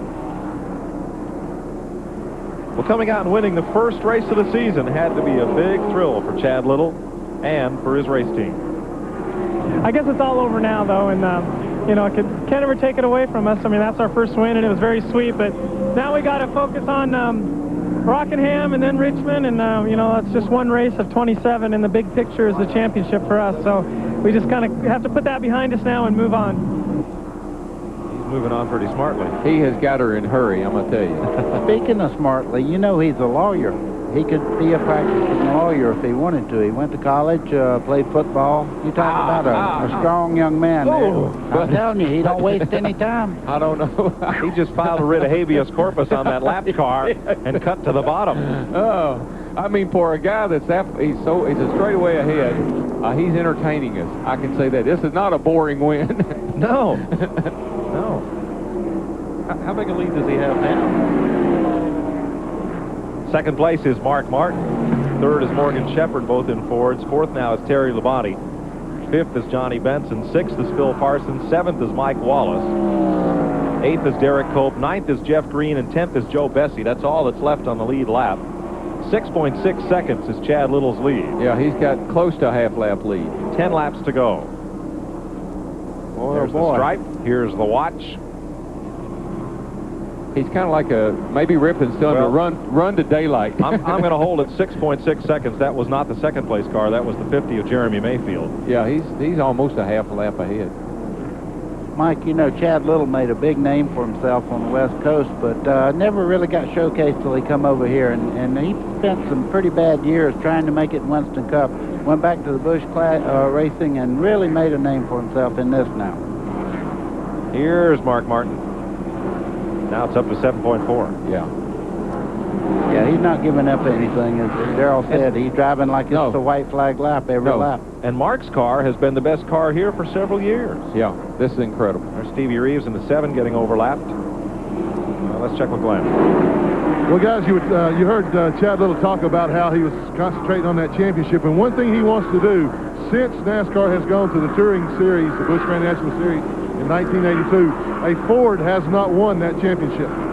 He wants to be the first guy to do that in a Ford automobile. He's well on his way. Larry McReynolds? I'm going to tell you, there's something about winning at Daytona that just nothing can stop your momentum. We won the 500 there in 1992 with Davey, and it seemed like when we left there for the next 10 races, we almost couldn't do anything wrong, and there's just something about winning at Daytona that does that to you. Chad Little had never won a Busch Grand National race before the Goodies 300. First driver to come from a provisional spot and win.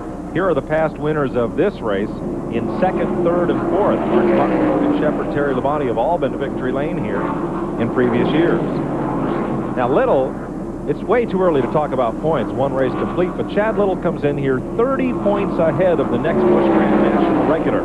Jim Bound finished 6th last week. Third place, give it to Terry Labonte, who slides under Morgan Shepherd there. Well, they all better be glad Terry don't run all the races. Yes. I got a feeling he'd be hard to beat. We're reminded Tommy Houston did take a provisional starting position and win on this series, that Chad Little was not the first to do it. And now he's in traffic. He's going to put a lap on 9th place, Joe Bessie. You saw him lap 10th place, Jeff Green in the 3 car a bit ago. There are now just 8 cars on the lead lap. But he is entertaining. Look. Oh, yeah. Watch this. He'll probably cut right down and pass him on the inside. Wow. I had him all week. He's going by right there. Well, I tell you what, that car is really hooked up. I think if he changed his rhythm, he might wreck. I think that's it. I think he's got it going, and he's just going to keep it going. Well, if it feels good, and it feels like he's not abusing the car, if it feels that way to him. Well, I don't know how it feels to him, but he's abusing that car. I'm here to tell you that. Here's Johnny Benson and Phil Parsons battling with Tracy Leslie. Yeah, we got a big mess right here going down the back straightaway. Now Leslie is now a lap down. Phil Parsons is on the lead lap in 6th place. And there's Derek Cope getting held up a bit by the lapped cars. Cope is 7th in number 82. I just want this thing to hurry up, man. My heart's pounding out of my chest for that 23 car. I just wanted to hurry up and get over with. 3 laps, and it will be.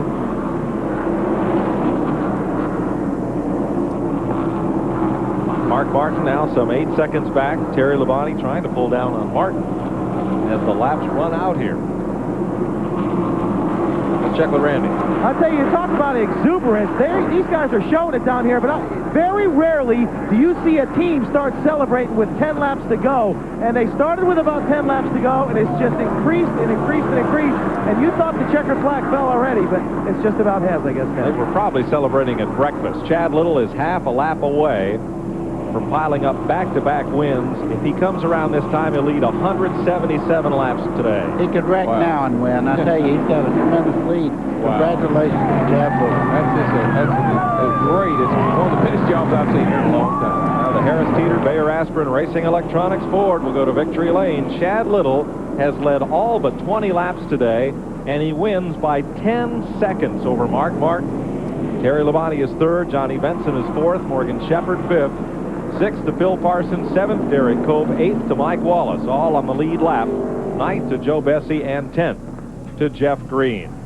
Here's Randy. Gary Coxwell won another one. Wow, you guys are hot. What's the deal? I don't know. You know, everybody on the teams worked so hard over the winter, and I kept promising everybody that we were going to win a race this year, and now we've got two. I'll tell you, last week, you know, there were some hints that maybe we were just lucky. We showed them this wasn't luck. I'm so proud of these guys, I can't stand it. Now, my question is, you have a car that you run at Daytona. This is obviously not the same car. Then you're going to Richmond in another week. What do you bring there, another car? Yeah, we're going to bring a brand new car up there. You know, we thought we needed maybe a little bit better short track car than we've had in the past. We built a brand new car. We went up and tested it on Tuesday, had a very good test, taking a new car with a new motor. Boy, that would be something to win 3 in a row with 3 different cars. Congratulations on another fine win. Larry McReynolds? I'm going to tell you, I've had a really good time today, and really looking forward to doing some more races with you guys. This is definitely looking at it through a different set of eyes, and I'm used to looking at it, and I'm excited about doing it. Well, Larry, thanks for lending your expertise, and good luck tomorrow. Darrell, pretty impressive run by Chad Little. I'm going to tell you something. I don't care if I had a new car and a new motor. I'd run that car right there next week. Because I like that car. That thing is fast, and Chad just, what a great job, and, you know, what a bunch of momentum they got going for him to start the year with. We'll let you head off for Winston Cup practice for tomorrow's Goodwrench 500. Thanks for joining us. Well, I hope my car will run something like that anyway. Anyway. Thanks, Darrell. See you, thank you, Larry. We'll go to Victory Lane when we come back to the North Carolina Motor Speedway. Greet Chad Little. We'll be right back. When I got rid of my gray hair, I wanted a natural look, so I didn't take any chances. I used the sure thing for a natural look called Just for Men. Apply Just for Men, and in 5 minutes, rinse. It's specially timed to blend away gray, bring back your natural look, and condition hair. It's a sure thing. Just for Men, the sure thing for a natural look. And now try Just for Men Color Gel for the hard-to-color hair of mustaches and beards. Brush in, rinse out. Just 5 minutes. In the middle of my workday, I don't do power lunches. I do power lifts. And when you work out this hard, you better use a deodorant that works hard too and never quits. That's why I use Speed Stick. It gives me 110% protection that lasts all day. And fortunately, all night. Because while I may not have time for lunches, I always manage to find some time for dinner. Speed Stick, like you, it never quits. 5 minutes. Every day, we all find a way. A promise made, a promise kept, giving it our best. America's most complete source of auto parts, a national warranty program, and customer service only Napa can give. No wonder more people trust Napa to keep their vehicles running. We keep America running. We keep America running. Welcome back to the North Carolina Motor Speedway. Let's go to Victory Lane, Glenn Jarrett. And a very happy Chad Little, who wouldn't be? Chad, first thing we want to do at TNN is to thank you from the bottom of our heart for killing our show today, man. Well, you know, I hate to do that, but I just don't know what to say. I mean, 2 in a row. I mean, God bless this team, and I'm so happy. I mean, I'm just at a loss for words. I mean, I've been back here for quite a while, and to win 2 races in a row just blows me away, too. But, you know, I'm so proud of our team. They worked so hard, and, you know, we won for Barrett, Daytona, now we won for Harris Teeter here, and I'm just really happy right now. Well, you told me at the beginning of the race you wanted to get your first win for Harris Teeter. It confused me. Of course, you have different sponsors for different races. But, you know, it's not too surprising to us because we tracked you the last half of last year. Last 12 races, you had 11 top 10 finishes. You were the leading points maker in the last half of last season. So to see you come out this strong, it hadn't surprised us. Well, I appreciate it. This car right here was, I mean, I should kiss this car. It was so good all day long. It was just, I couldn't believe it. It was, you just don't get race cars like this. Well, we were watching you in traffic. You were very aggressive all day. Seems like you never lifted. At times we thought you might be maybe running the car too hard, but was it just a rhythm that you were in? Yeah, I got into a good rhythm there at the start of the race, and I hated to see that second caution, but, you know, it's just, we came in and put on 4 tires, and the pit stops went well both times, and, And then the car just worked flawlessly. Motor ran great all day long, and it's just a good day.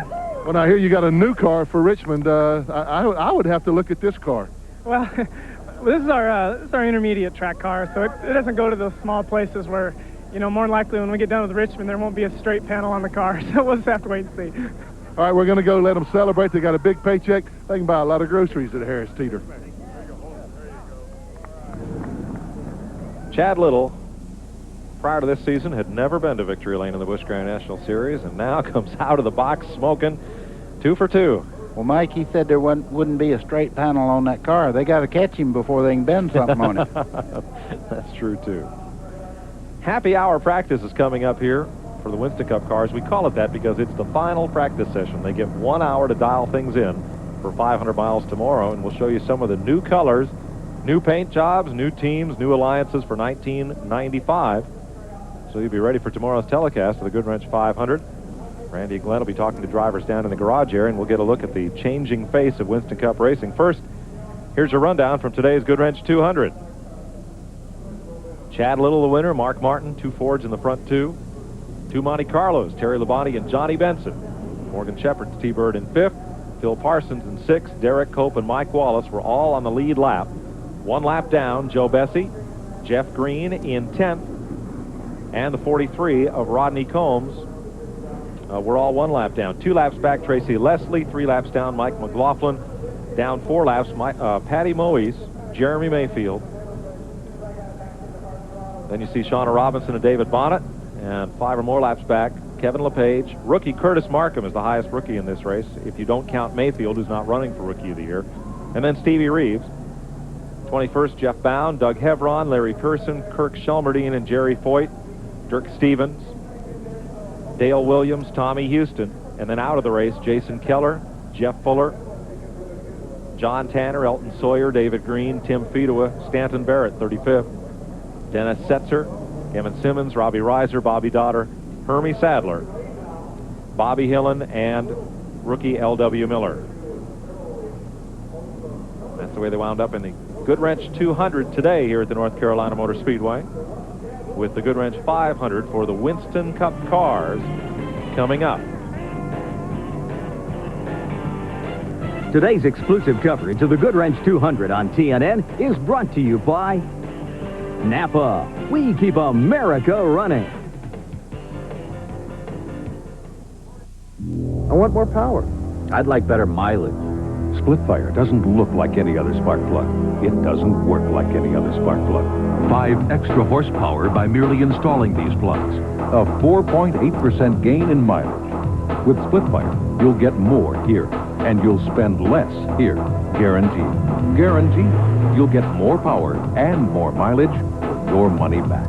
You'll get more here, and you'll spend less here. Guaranteed.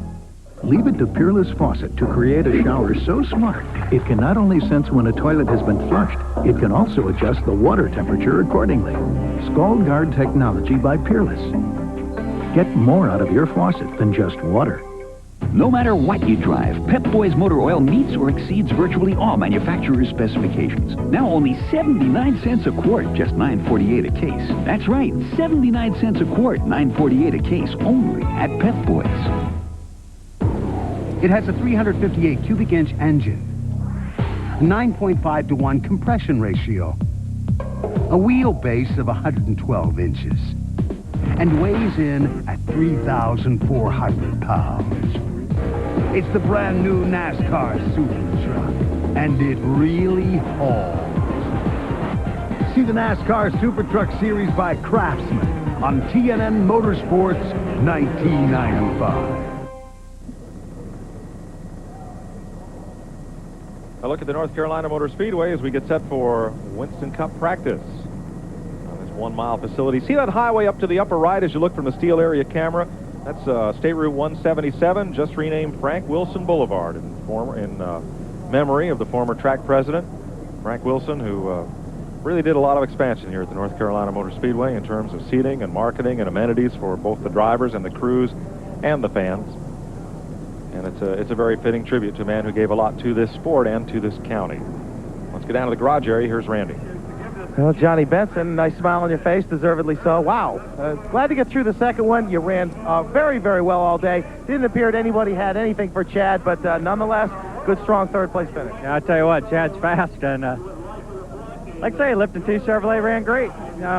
We're pretty good, and I think we could have held off Terry there, except for that lap car there, but no, the car was good. Base Motorsports did a great job, and the whole crew just super. You know, like I say, we're happy we finished fourth, and you know, got through here without a scratch.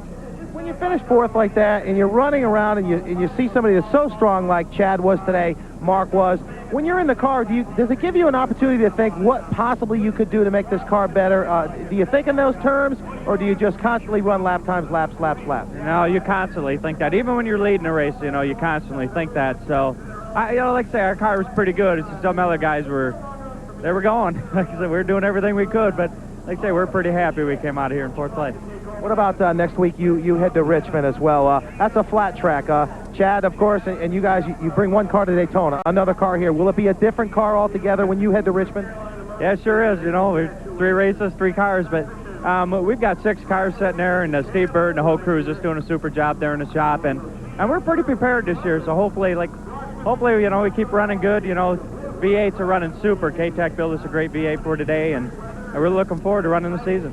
One other quick question. The tires were a harder compound today. Gave you guys an opportunity to actually drive the car, not be concerned about them blowing out. Did that give you a better feeling in the car? Oh, it sure did. You know, Goodyear makes an excellent tire. And, you know, they had great tires last year. It's just now, I think it's going to be a little bit more, you know, practical for everybody to keep staying out on track. But, you know, it's going to start throwing in some of them strategy now. It's like, do we pit or don't we pit? And, you know, so that's tough for the leader. But like I say, we had a good day today, and we're happy to be out of here in fourth place and no scratches. Another good finish for the 1994 Rookie of the Year. Glenn Jarrett? Well, Mark Martin has wasted no time switching from the Winn-Dixie Ford to the Valvoline Ford. Mark had an awfully strong car, but man, Chad Little was something today. Yeah, that Winn-Dixie team did a great job on pit road and with the race car. The car was super, and you know, everything was just perfect. I just couldn't keep up with Chad. Well, from what your crew chief, Bobby Leslie, said, it's pretty much that way all week, that this was a car that you have won here with before. You've always run well here at Rockingham, but just wasn't anything you could do. It ran real good today, just as good as it has in the past. It just wasn't good enough today. What about the Winston Cup car? What does it look like for tomorrow? I don't know. It looks good to me. Mark Martin always looks good when he's in a race car. That's where he likes to be most. We're going to let him go get to it. Thanks, Glenn. Average speed of today's race, 120.8 miles an hour. That's a new 200-mile record here. Chad Little led all but 20 laps, buddy. Busted the track record. And Mark Martin used to be uncatchable here, and he said his car ran just like it always did. Well, Chad Little found something. When they made the transfer from the V6 to the 9-to-1 compression motors, he's hit on something that's really working, and he's making it work for him. What do you think it'll do for the drivers in the Busch Series as the technology in their series gets closer and closer to what we see in Winston Cup?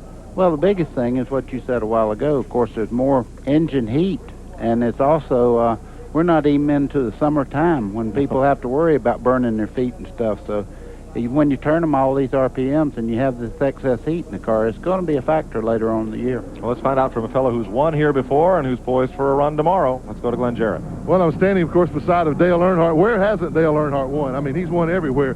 Dale, you didn't qualify quite as far up this week, but how's the car look for tomorrow? Well, the cars are working really good. We didn't qualify well last October here, but we won the race. So it's a long 500 miles right here at Rockingham. So if the car is comfortable, we'll be okay, and I think we'll be okay.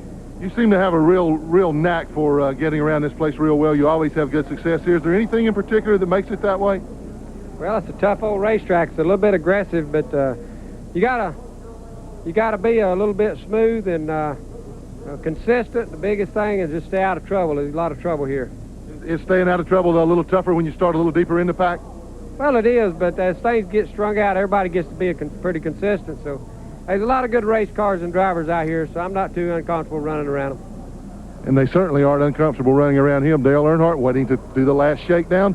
These guys are going to have some fun tomorrow. I can't wait for it. Well, he'll start 23rd. And, buddy, the drivers who did not make the show in first-round qualifying included last week's winner, Sterling Marlin, Earnhardt, Bill Elliott, Dale Jarrett, Kyle Petty, Jimmy Spencer, Terry Labonte, none of these fellows made the top 20. Well, that'd be a great race, just those guys, not counting the guys that beat them in qualifying, but that's where racing's at right now. You have a day that you're not exactly perfect, you can end up out of the top 20 real easily. That's what happened. Jeff Gordon, of course, will sit on the pole for tomorrow's race. We'll run down the starting order for you in a bit, but it'll be Chevy and Ford once again battling as they did today, with Gordon and Ricky Rudd on the front row. Tomorrow, the Goodwrench 500 hits air at noon Eastern Time. Be sure to be with us. We're going to show you some Winston Cup practice and some of these new colors, numbers, drivers, crew chief, and owner changes when we come back. Stay with us.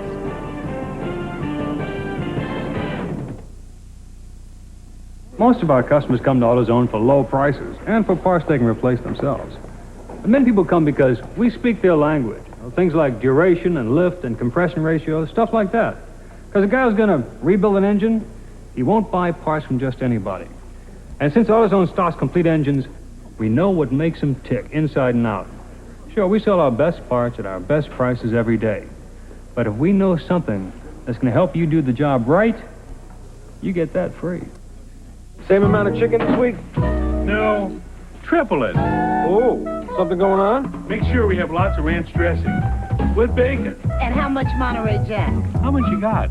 Now you're talking. It's back. Wendy's Monterey Ranch Chicken Sandwich. A whole breast filet, Monterey Jack, and creamy ranch with bacon. It's the sandwich everybody loves. Dave, you think we have enough? You're right. Order more. Wendy's Monterey Ranch Chicken Sandwich. Come and get it. Well, all a bull rider has to do is spend 8 seconds on Shredder, Predator, or Exorcist. Bonanza 95 on Championship Rodeo, Sunday on TNN.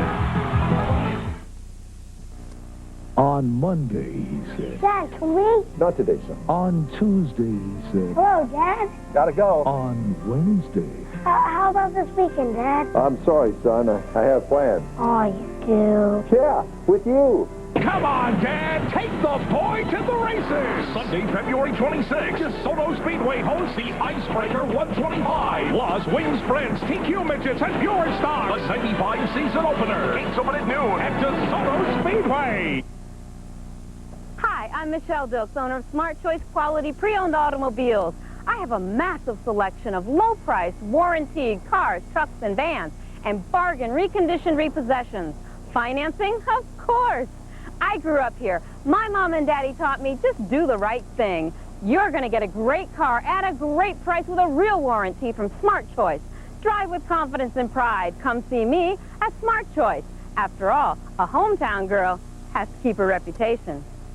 Highway transportation provided by Cedar Ridge RV Center, Branchville, New Jersey, featuring Winnebago. Call 1-800-988-4884 to see why Cedar Ridge is the choice of champion.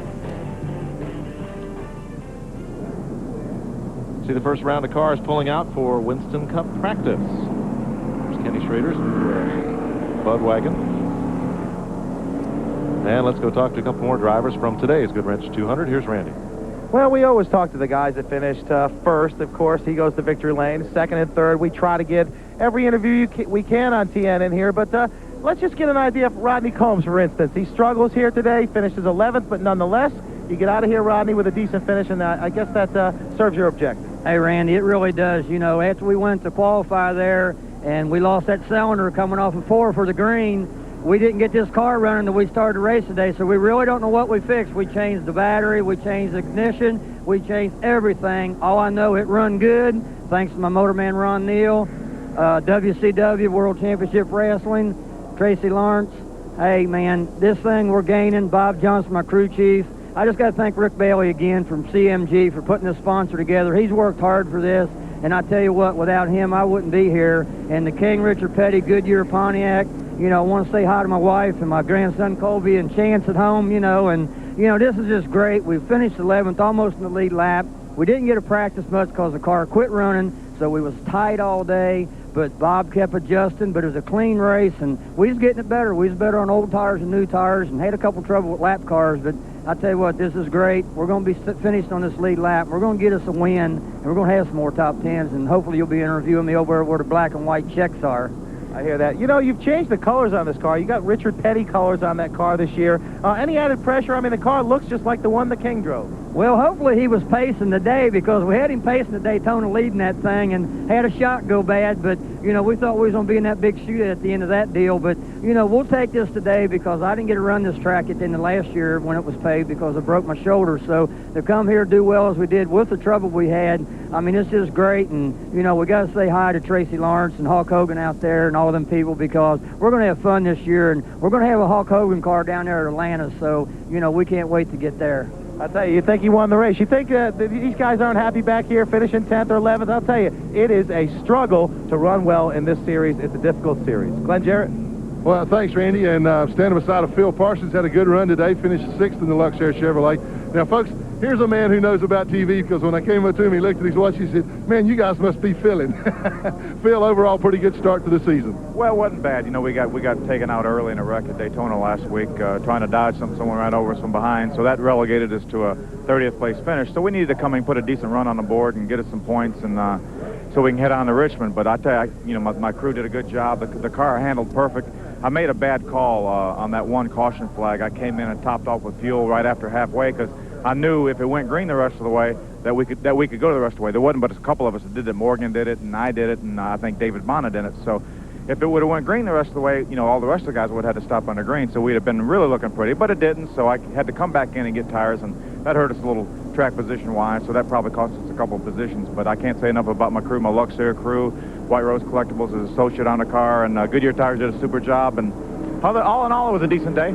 Well, now you're talking about your crew. Let's talk about your crew chief, David Ift. We have a lot of fun with David during the telecast. We're always telling David Ift stories.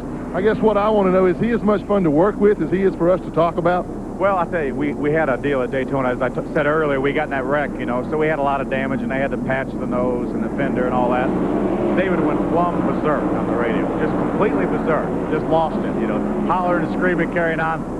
So over here yesterday, we're practicing stuff, and I get a little bit excited, as I do occasionally. And David said, "You're going to have to calm down." I said, "Me calm down?" I mean, he went as wild as anyone I've ever seen at Daytona, and he was telling me to calm down. All the guys said, "I can't believe that David told you to calm down." But anyway, he has a lot of fun. He's a good guy. He knows what he's doing, and I think hopefully you'll see this 99 car in Victor Lane. Well, what about your Winston Cup career? You had a good run at Daytona in the number number 19 car. What's your schedule for Winston Cup now? Right, our next race right now is Atlanta. We're definitely going to run Atlanta with a TriStar car. We're hoping to get some sponsorship. We really have nothing firm put together right now. We'd like to run all the races, but until then, we're gonna back up to our game plan, which was our original game plan, to run about 10, maybe 11, 12 races. We get sponsorship, and that could be more, but I can't say enough about those guys. I know a lot of those guys are home watching. Tell them, you know, I appreciate all their effort, and we'll get them in Atlanta.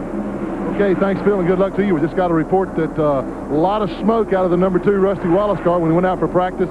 He has pulled into the garage area. We'll hustle right over there and see if we can find out what the problem is. All right, Bob Johnson or Hulk Hogan? I was wondering, what would a Hulk Hogan car look like? That's like, you know, Ginger or Mary Ann. You know, which one would you choose? Bob Johnson or Hulk Hogan? I don't know. Practice for tomorrow's Goodwrench 500 continues. As you see, a few familiar-looking paint jobs and many that aren't. Mike Waltrip in the yellow car, the 30 car coming off the corner there. The new TIC team of Kenny Wallace following him down in the corner. Car number 81 for the Phil Martossi team. Kenny Wallace carried those colors. Mike Waltrip is one of the few cars that looks like it did 1 year ago. We'll show you some more Winston Cup practice when we return to the North Carolina Motor Speedway after these messages. It's Racing Roundup. Welcome, Phil Parsons, driver of the number 99 Luxair Chevrolet. Phil, are you getting comfortable with your new sponsor? It's real comfortable here at home, but man, it's cold outside. No, what about the deal? Got a great deal on a new Luxair gas furnace. It's 92% efficient. That's performance. Come on, Phil, how do you find Luxair to work with? Easy.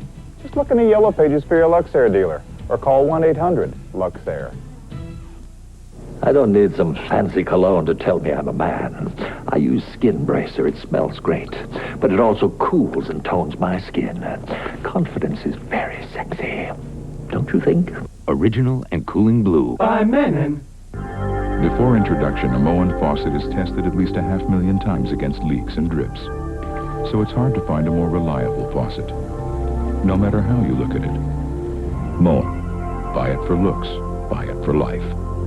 If you're looking for a reliable place to service your car or truck, I've got great news for you. It's a Pep Boys Automotive Super Center. No matter what you drive, their ASC certified technicians are here when you need them, day or night, even on Sunday. For Rebestus brakes, TRW rack and pinion repair, diagnostic tune-ups, even air conditioning. For dealer quality service at prices you can afford, come to Pep Boys and drive away happy. Today's exclusive coverage of the Goodwrench 200 on TNN is brought to you by Pep Boys Automotive Super Center.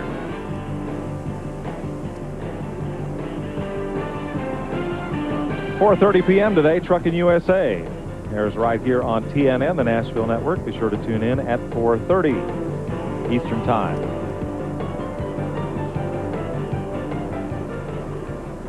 Here's Randy. Well, David Bonnet up in the trailer, taking a little breather. David, you had a heck of a run. We were all watching you. Really, really enjoying that. You look like a chip off the old block today. Well, I maybe one day I'll be that, Randy, but, you know, the car worked good for a little bit. We got a little tight, little rookie inexperience, but, you know, if things go like we're going right now, we'll be all right. What were some of the adjustments that you thought you could have made, or what were you doing in the car that maybe you would have changed? Well, we had a rubber in the right rear, and we've had that in there for a reason to maybe loosen the car if it got too tight. When we pulled it out, it got too loose, so we went up totally the opposite way, but I felt like I did all I could do today. You did a heck of a job. Congratulations on a good run, and hope you have many more in this series. Thanks, I appreciate it. Okay, Glenn? Okay, thanks, Randy. Well, we're standing by with Jeff Green. Jeff, you came home in 10th place, but not too bad considering some problems that you had. Yeah, we, you know, the car worked awful good, and, oh, man, we had great pit stops, and we got it up front and everything, but we had a little bit of motor problems. Everything run good all day. It just didn't have very much horsepower, but, you know, it's all new, and we're working on it. But the Goodwrench Service Chevrolet run awful good, and we got us another top 10 finish, so, you know, we're chipping away. If we can get Chad to run, you know, halfway bad one weekend, we can catch him, but got to get congratulations to him. He run awful good. And got to say hi to my buddy back in Owensboro, Scott Mercer. He had an awful bad accident. And we're thinking about him awful lot, and his family, Betty, Joe, and Carl, we really think about you, and you're especially in our thoughts and prayers and everything. So we really wanted to win one for you, Scott, but we didn't do it today. Maybe we'll get them next week. Well, Jeff, you mentioned some engine problems, and it's early yet. Are you referring to the problems that a lot of guys are having getting these 9-to-1s? First of all, getting them up to speed. Second of all, getting them to last. Yeah, you know, that's right. I saw more motor problems today, like blowing up, than I ever had before. I figured the 9-to-1s would go a long way, but Ben Barnes is doing our open motors, our unrestricted motors like we run here, and he's new to it like everybody else, so he's gaining on it for sure. And we just want to get better. We want to win. You know, we want to win really bad. I want to win really bad for these guys. They work awful hard for me, so I just want to do a good job for them. Chad Little looked like he's shaping up to be the man to beat. Yes, he is. Man, like last year, he had a lot of problems, you know, and he come on strong there at the end. Man, win 2 in a row here in 95, I tell you. We got to do something about that. We'll get him here in a couple of weeks, hopefully at Richmond. I like our racetrack a lot, and got an awful good car for there, so we're looking forward to it. Well, Jeff, thanks a lot for taking time to be with us. Good luck next week at Richmond. And I'm wondering if there's anybody from Owensboro that's shy or bashful at all about being on TV. All these guys love to talk on television. It's the water. That's what Darrell says. Rusty Wallace is back out on track, so whatever difficulty he had, that bit of smoke, David Evans and the engine crew of Penske South have cured, and he's back out practicing with Ricky Rudd. Let's go to Randy.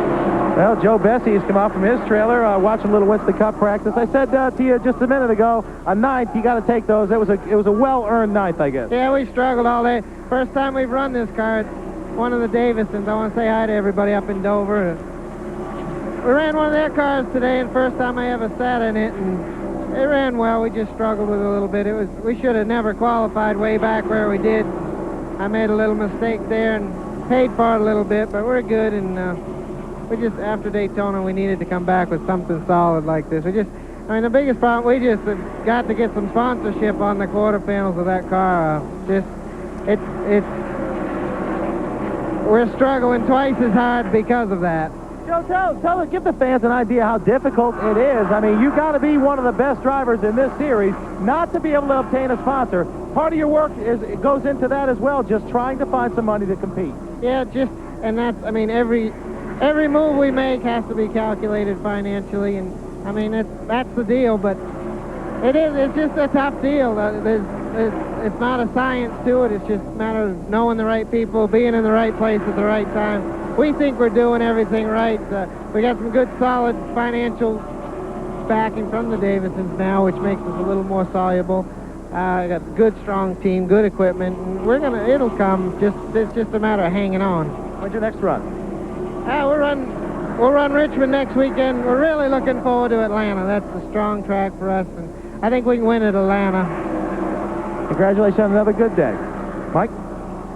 Thanks, Randy. Let's have a look at the Busch Series point standings. Chad Little at 360.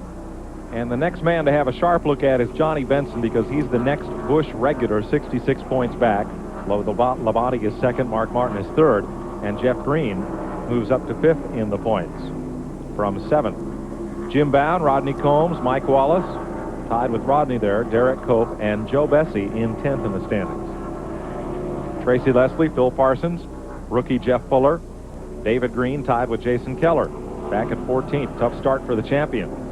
Larry Pearson and Doug Hevron, rookie Curtis Markham with Mike McLaughlin and Michael Waltrip. That's the top 20 after 2 races. Winston Cup practice continues here at the Rock as you watch Rick Mast and Robert Presley roll around the North Carolina Motor Speedway. We'll be right back.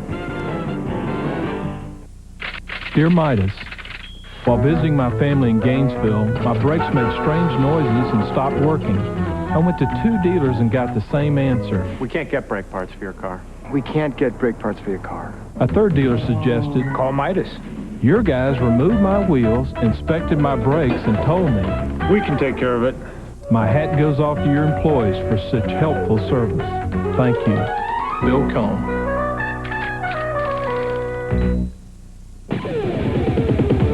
With all the motor oils on the shelf, how do you know which one to choose? Some people even think they're all the same. Then why do you suppose one brand of motor oil is the #1 choice of America's top mechanics for use in their own cars and trucks? Which brand? Valvoline. People who know use Valvoline. And for extra engine protection, try Valvoline DuraBlend synthetic blend motor oil. Same amount of chicken this week? No, triple it. Oh, something going on? Make sure we have lots of ranch dressing with bacon. And how much Monterey Jack? How much you got? Now you're talking. It's back. Wendy's Monterey Ranch Chicken Sandwich. A whole breast filet Monterey Jack and creamy ranch with bacon. It's the sandwich everybody loves. Dave, you think we have enough?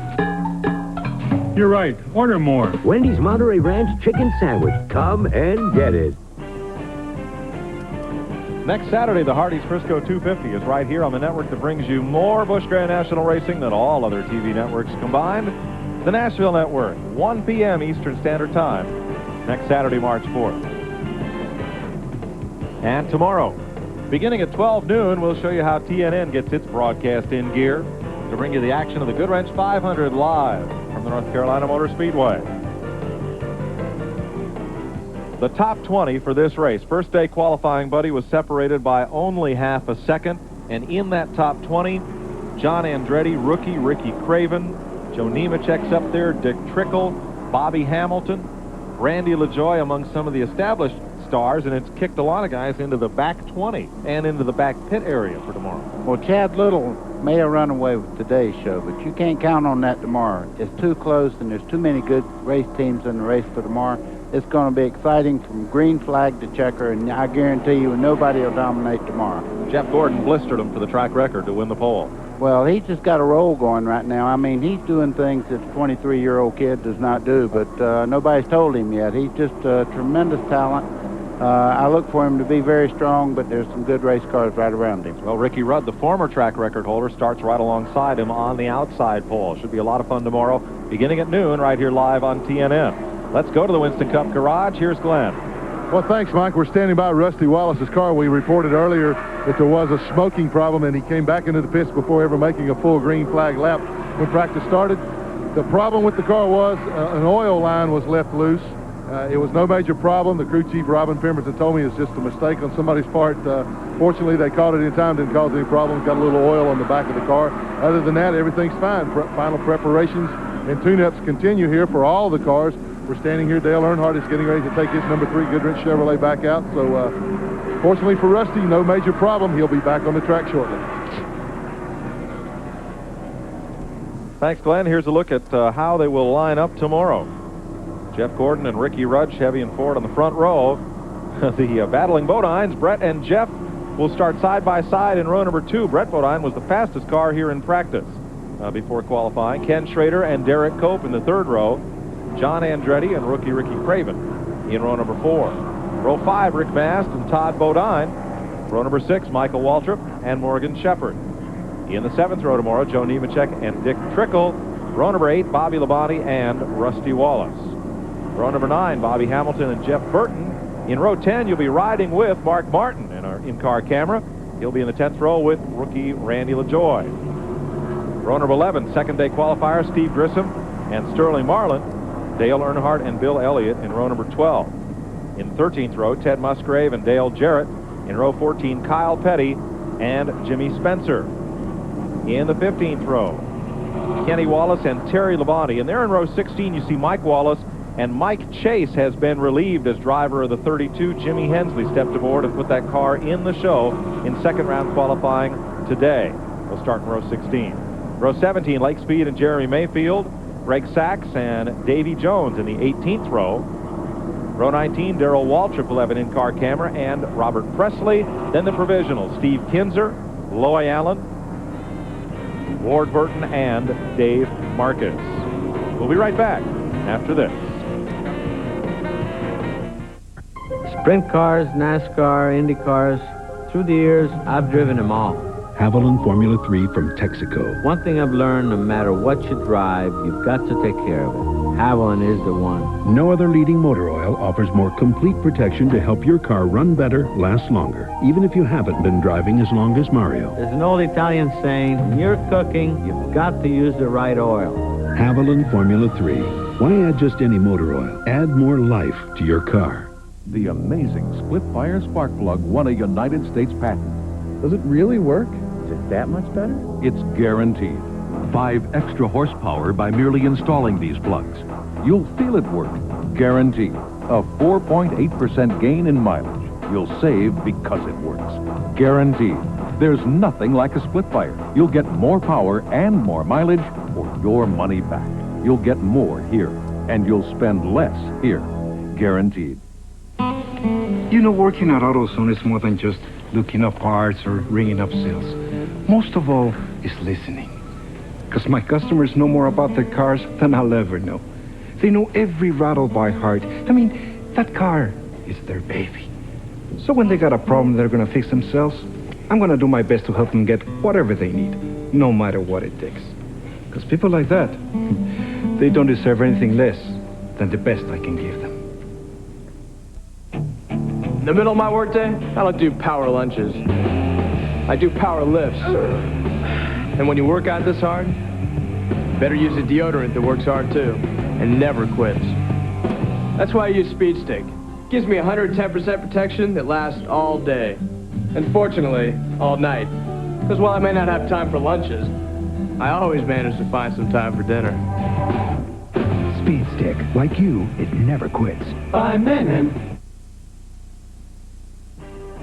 Today's exclusive coverage of the Goodwrench 200 on TNN has been brought to you by Haviland Formula 3 Motor Oil. Add more life to your car.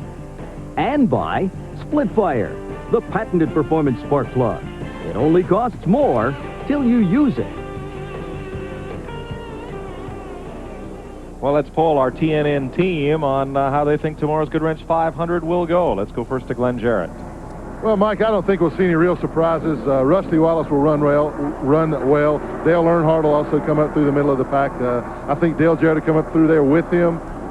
Mark Martin always does well here, as we saw today. And I think the car that's been overlooked a little bit is the number 11 of Brett Bodine. Awfully good qualifying run. He could be the sleeper. Randy? Well, I'm going to make mine short and sweet. Mark Martin's gotten off to his best start after Daytona. They seem very, very pumped up here. I've talked to Steve Meal. I've talked to Mark in the garage area. Those guys are confident they're going to do well, and they're not always confident they're going to win, but they know they're going to run well. But I just have the feeling that Mark Martin is going to be the guy that goes to victory lane here tomorrow in the Goodwrench 500. This is the place that he got his first ever Winston Cup win, so I'm going with Mark. Buddy? Well, I'm going to change the world a little bit. I think that, for my prediction, Rick Mass for what that's worth, but I also think one of the Hendricks cars may win, too, so I'm going to take two and of this You're deal. taking a Quinella. Well, last week I said Sterling Marlin had the fastest car, Earnhardt had the best car, so I guess I got a Quinella out of it. I think it'll be a Ford. I think it'll be Ricky Rudd or Brett Bodine. I agree. Brett was the fastest in practice before qualifying. They had to change the car a little, but could be one of those guys or any of 38 others. Let's show you the top 10, how they finished today in the Goodwrench 200. As we roll off air, Chad Little, Mark Martin, Terry Labonte, and Johnny Benson. 2 Fords and 2 Chevys ahead of Morgan Shepherd, Phil Parsons, Derek Cope, Mike Wallace, Joe Bessie, and Jeff Green. Join us tomorrow for flag-to-flag coverage of the Goodwrench 500 from the North Carolina Motor Speedway. For Glenn Jarrett, Randy Pemberton, Larry McReynolds, Darrell Waltrip, and Buddy Baker, I'm Mike Joy, congratulating Chad Little on his 2nd consecutive Busch Grand National victory in today's Goodwrench 200. So long, everybody. See you tomorrow.